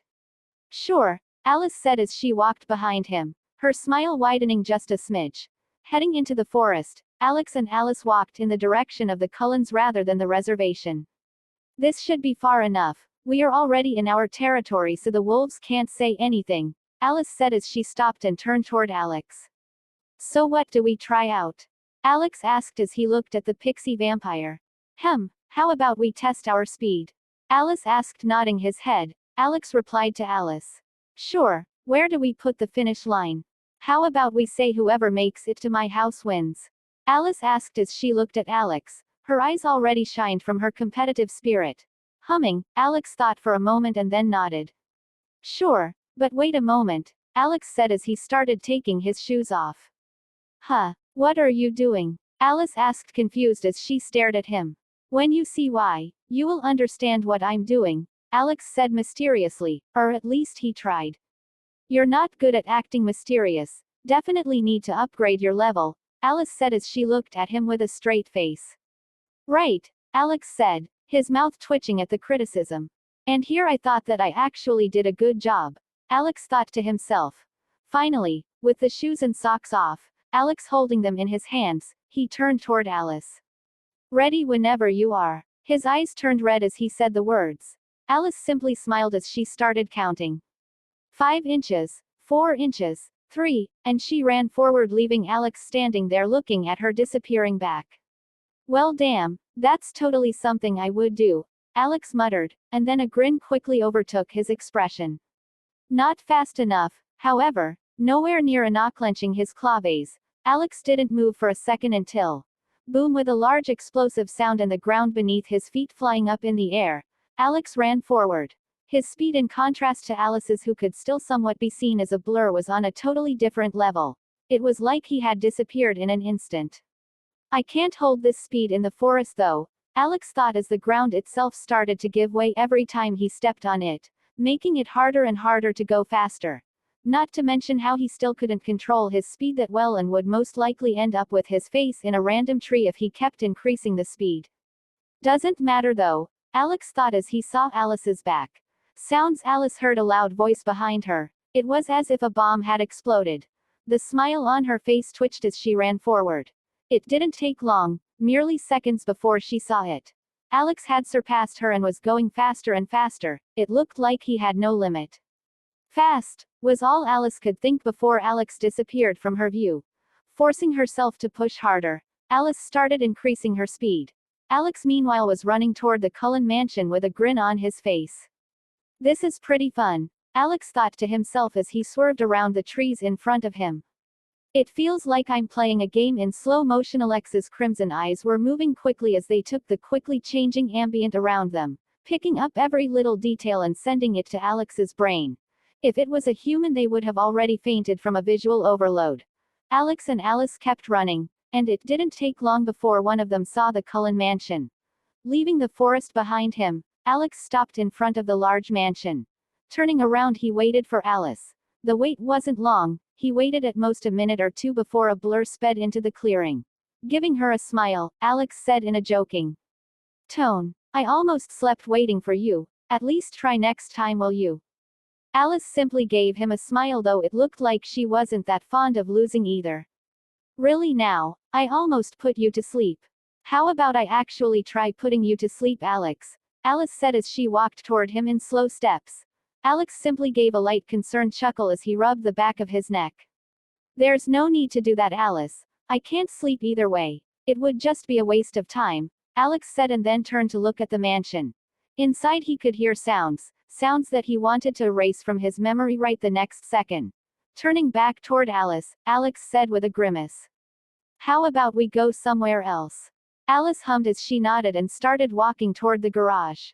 Sure, let me take the car though, Alice said as she went inside the garage, leaving Alex standing there. Please go, just go faster. I don't want to hear that shit for another second. Alex thought as he tried to stop his mind from imagining things that it shouldn't. Rumble. Hearing the roar of the Porsche engine, Alex finally showed a smile. At least I'm driving around in a Porsche, so I guess it's worth it. Alex thought, but then he shook his head as he heard a particularly loud voice. No, it wasn't, Alex immediately thought as his face turned into a grimace. The yellow Porsche finally came out of the garage and headed to Alex. Alice, who was driving, lowered the window and gave a smile to Alex. So you enjoying the sounds? Alice said, her tone clearly teasing Alex. Alex just looked at her for a moment and then went to the other side and entered the car. Drive, now, Alex said as he looked forward. But I thought we could go in and grab a glass to drink. Should we? Alice said as her eyes sparkled with mischief. Alice, either you drive or I'm grabbing the car, lifting it up with you inside and running from here. And I'm not sure this car can handle my grip. Alex said as he turned to look at Alice. Alice raised her hands in reply as if saying to calm down, though her expression really didn't seem to match the apologetic tone she was going for. Sorry, we'll get going. Sigh. The Porsche engine roared as it drove the car forward. How do you even manage with super hearing and that? Alex asked, his expression showing his confusion. Alice simply smiled and then answered as she took a sharp turn with the car. We're used to it. At one point it just becomes part of life and you don't really care. They get motels or go somewhere else most of the time though. Alice said as she stepped even harder on the gas pedal. Right, Alex said as he nodded his head as if he had understood the situation entirely. How the fuck do you get used to that? Alex thought as he remembered that one particularly loud moan.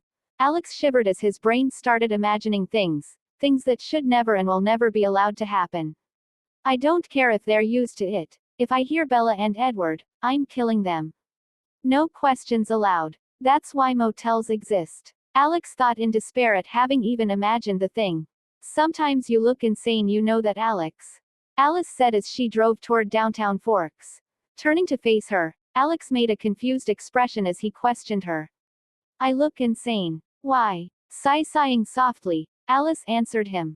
You do know that shaking your head and making different expressions almost every second looks quite creepy and insane to others, right? Alice said and then turned to face him as she gave him a slightly bigger smile. Not to me though. To me, you're just right, Alice said with that velvety voice of hers that kept sending shivers down Alex's spine. Sure. I'll try not to do the shaking and expression stuff, Alex said as he turned his head to look out of the window. His heart was beating a mile a minute as he tried to take his thoughts off of Alice's last words. Alice just stared at him for another moment and then turned her sight back on the road, her smile growing even larger. It's good that your heart still beats, Alex. I can hear it clearly. Alice thought as she listened to the fast pace of its beating. Mixed martial arts, I've been wondering, for a while now. But I'm still unsure if what I'm thinking is true, Alex thought as he stared at the forest passing by as the Porsche sped through the asphalt road. It's muted, but it's there. Alice, are you my? Alex thought for a moment but removed the thought from his head the next second. I can think about that after I make sure that James doesn't fuck around. If something changes, then Bella and even Renee could be in danger. Alex thought as he remembered the plot. Oh right, Edward will be taking Bella to have dinner at us tonight. Do you want to join? Alice said as she turned to face Alex.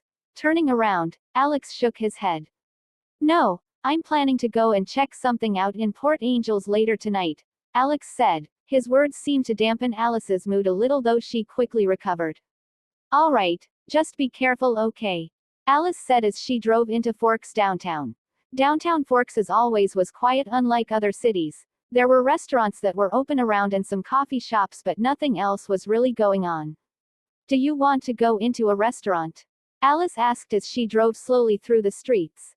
Alex shook his head and said to Alice. No, let's just drive around like this. It's nice, Alex said as he turned to flash a soft smile at Alice. All right, Alice replied with a matching soft smile. They put some music on and drove through the town slowly, enjoying the atmosphere between each other. An hour passed like that, staying in each other's company. Not many words were said, but it felt like a great time to Alex, something that he didn't think he would ever forget. Do you want me to send you back home since you said you were going to Port Angels? Or I can send you there directly? Alice asked Alex, who was fiddling with his phone. Making a humming sound, Alex nodded his head. Just send me straight to Port Angels if you don't mind, Alex said as he closed his flip phone.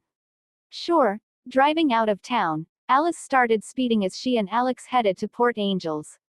I think we should slow down. Don't really want the police to catch us and say to Charlie, Alex said to Alice.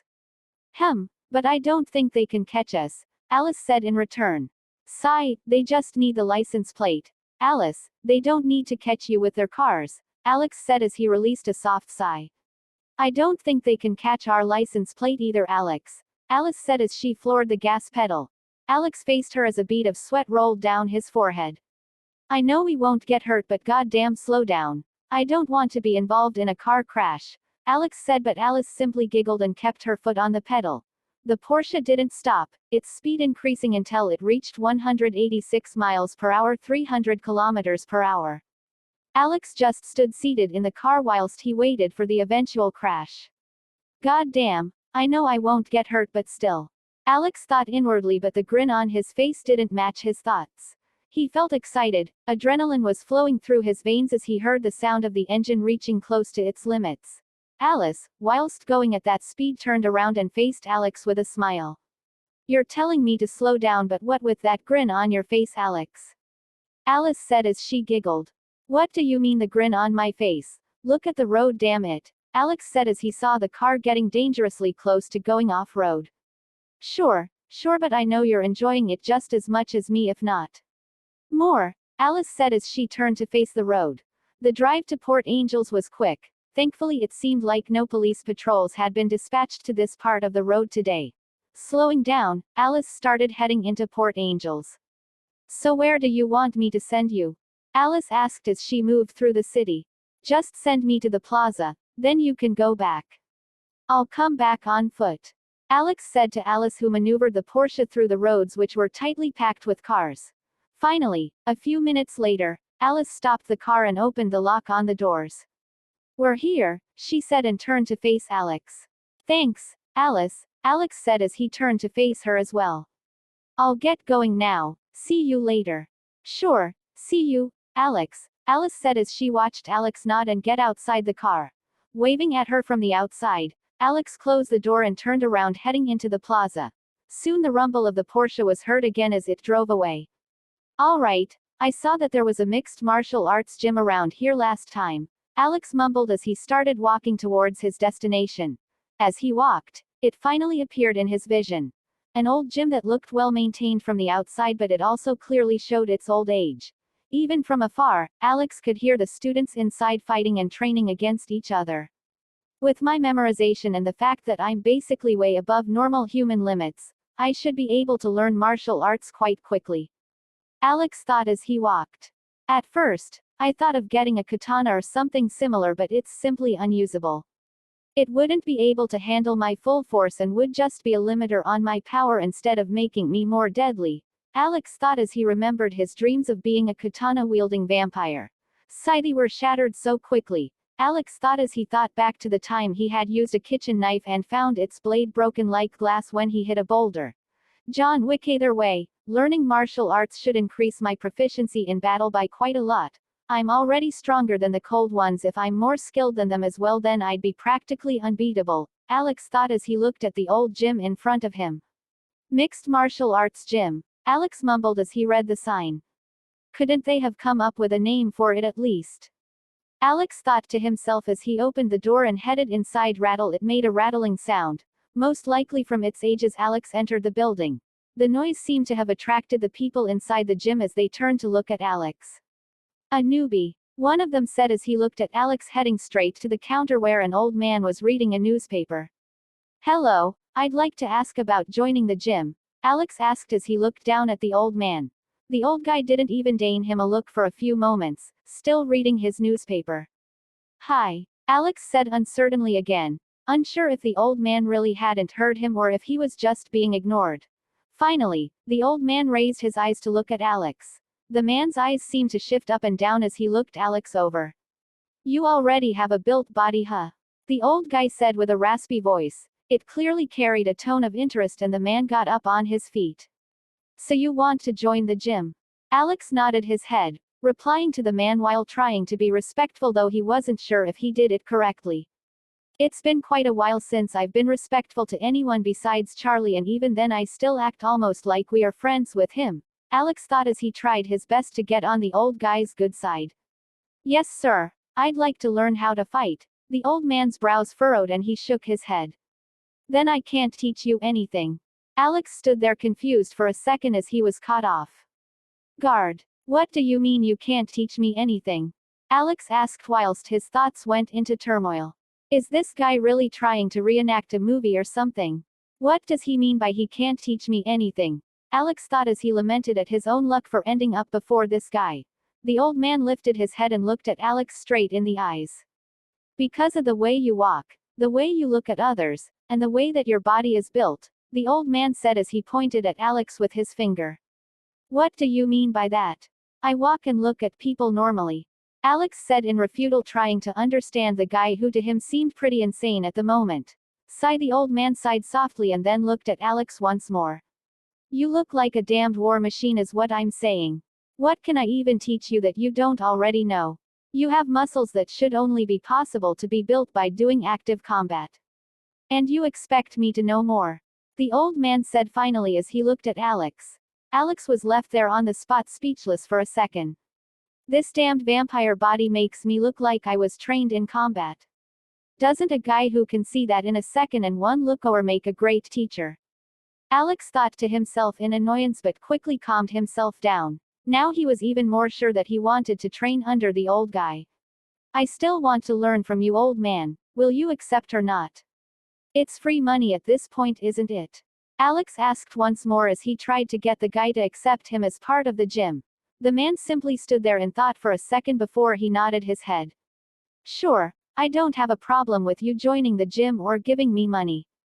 I just wanted to warn you that there might be nothing worth learning in here for you. Alex nodded his head and said as a smile showed on his face.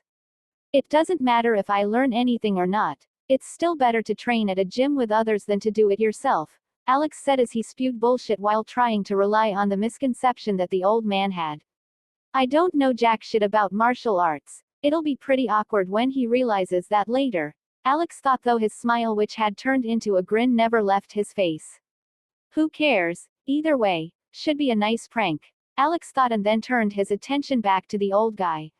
So how much do I have to pay? Alex asked as he rummaged through his pockets to find his wallet. The first week's free if you decide to stay after that, then you can pay me. All right. Name's Alex Swan, by the way, Alex said as he extended his hand toward the old guy. Taking his hand, he shook it and told Alex. Nice to meet you too, Alex. My name's John Wick. Alex's eyes widened slightly as he looked at the guy but quickly shook the thoughts out of his head. The facial bone structure is too different, and while you can change that with surgery, it's still impossible to change it this much, Alex thought sadly as he almost got too excited. I wish he was the real John Wick, Alex thought as he imagined a teardrop going down his cheek.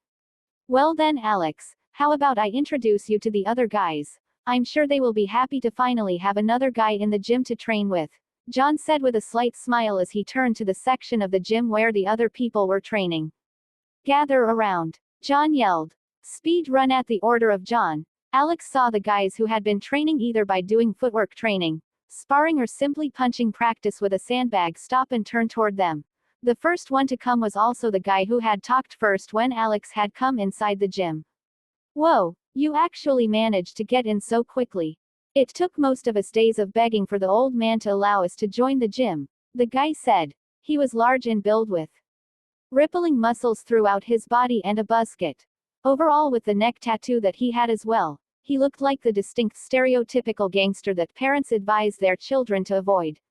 I can see why. You look like you're ready to go and fuck someone up, Alex thought as he stared at the monster of a man in front of him. Isn't it ironic? He looks twice my size, but I could kill him with a single flick of my finger, Alex thought as he sized the man up. This had become a hobby of Alex even in his previous life. Every time he met someone, the first thought that ran through his head was the question if he could kick their ass.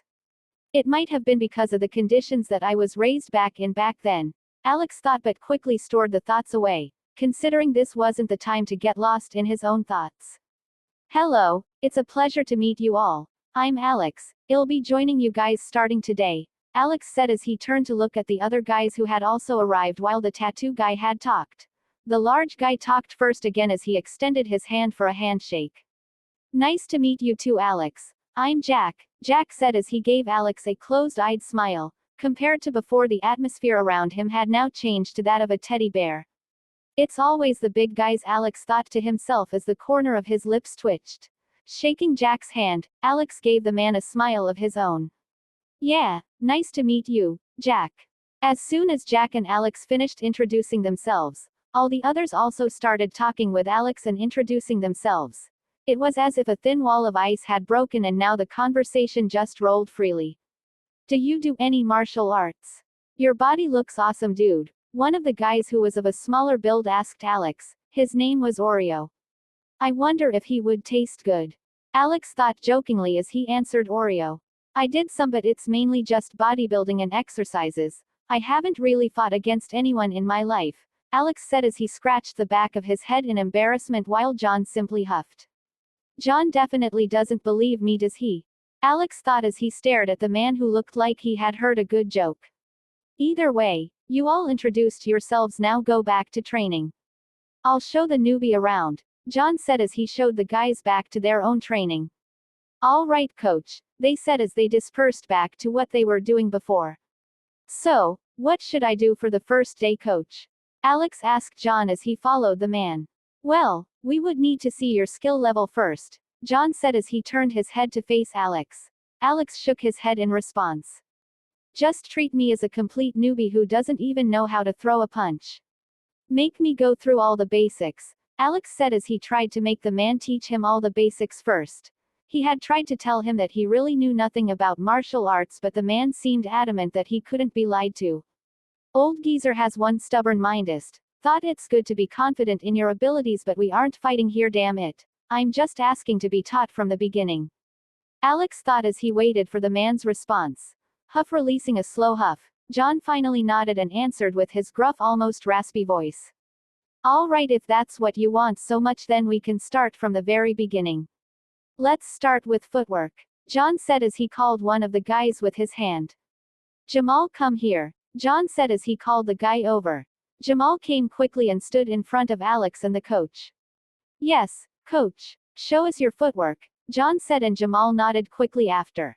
He started bobbing on his feet. keeping his body always in motion, never stopping, while also softly switching the position of his body, but always keeping one foot in front of the other so he could release a counterattack or dodge more easily.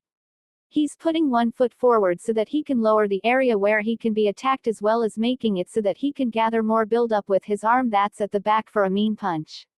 The motion also makes it easier to jump out of the way or maneuver around strikes. Alex thought as his eyes and brains quickly analyzed what Jamal was doing.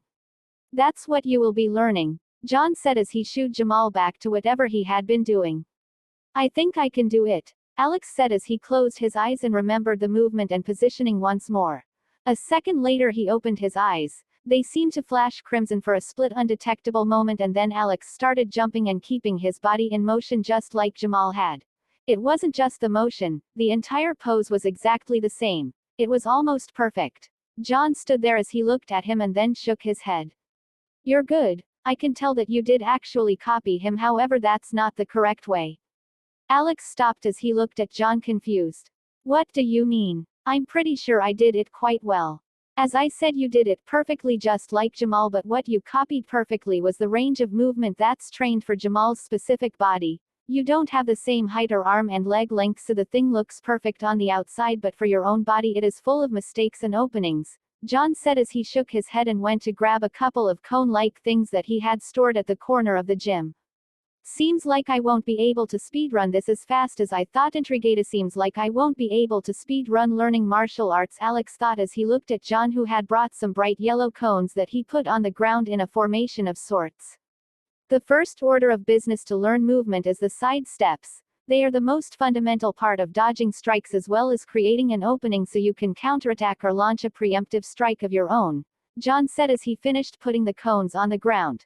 Turning his head to Alex, John said, I'll show you what you're going to be doing. John then started sidestepping in the middle of the cones, but he didn't touch even one. It truly looked like masterful work. Even though his speed wasn't high, even someone who didn't know anything about martial arts like Alex could see just how skilled John was. A slight grin enveloped Alex's face as he looked at John, who finally stopped the sidestepping. He had to get his breath for a few seconds until he spoke to Alex once more. Age really ruins everything, huh? Alex thought as he stared at the man.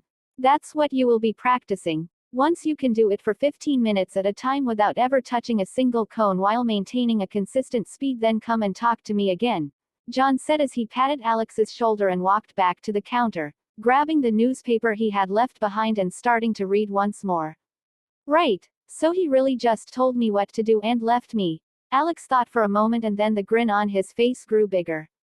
That's great. I'd rather go at my own pace than have someone to carry me through the entire way. If I get stuck somewhere or don't understand something, I can just ask on my own, Alex thought as he walked into the middle of the orange cones.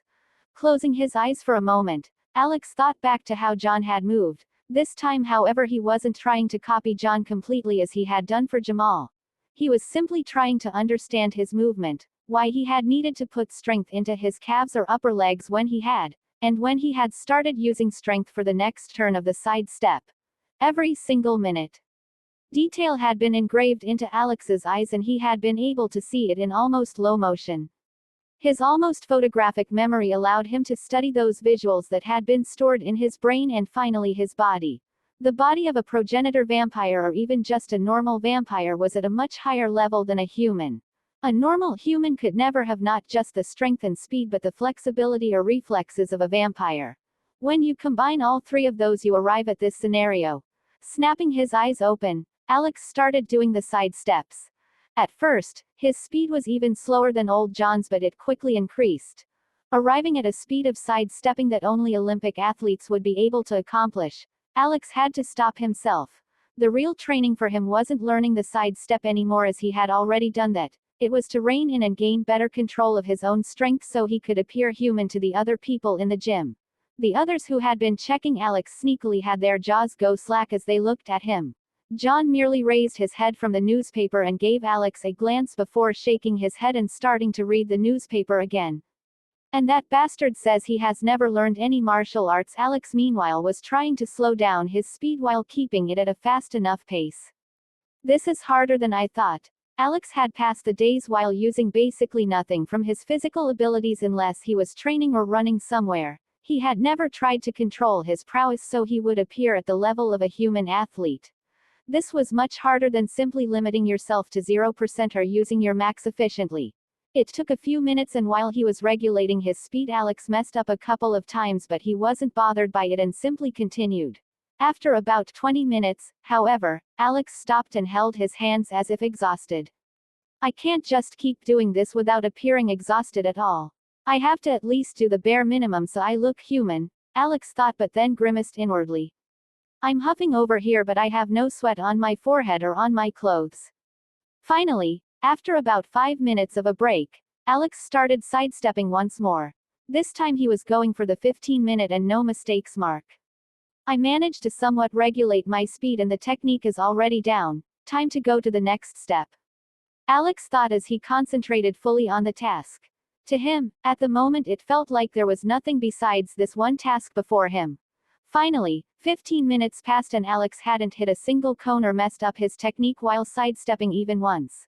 Stopping in place, Alex pretended to huff and then started walking toward John. I'm done, coach. I did it for 15 minutes without any mistakes, Alex said as he waited for the man to respond. Lifting his head from the newspaper, John narrowed his eyes for a moment and then nodded. All right then, let's go to the next step. Also stop trying to act tired. There's no way that managed to even break a sweat out of you with that body of yours, John said as he shook his head. This guy really thinks he can fake being tired while having no sweat on his body at all. What is he even trying to accomplish by doing this, John thought. His mind had been intrigued. That was the only reason he had accepted Alex into the gym. Genius, what's the next step, coach? Alex asked as he followed John, who walked back to the orange cones. Now that you know how to do side steps, it's time you learn how to do them backward and forwards as well, and not just right and left, John said as he grabbed the cones and arranged them in a different structure. I'll show you once, then train it by yourself, John said as he finally put the last orange cone in place. Standing in the middle of the cones, John started bobbing on his feet and started doing quick steps once more. He stepped forward and just before his foot hit the ground he forced his calves to strengthen so he could get ready to go back. Doing this allowed for faster movement. Huff. After a few rounds, John stopped and huffed, having to catch his breath from the exhaustion. That's all you have to learn. If you manage to do it like the last one in 15 minutes, then I'll train you on how to actually throw a punch, but that would be all for today, John said as he finally caught his breath and straightened. Alex nodded as a smile overtook his facial expression. Okay, thanks, coach, Alex said as he replaced John and stood in the middle of the orange cones. Meanwhile, John went back to the counter. All right, this should be much easier. I already know how to do it in one direction, now I just have to switch it up, Alex thought and concentrated. Moments later he started stepping back and forth as he got into the swing of doing the vertical side steps. This time he didn't directly go at an outrageous speed and started slowly, ramping up the speed as time went on. The minutes passed quickly and Alex didn't make a single mistake this time around.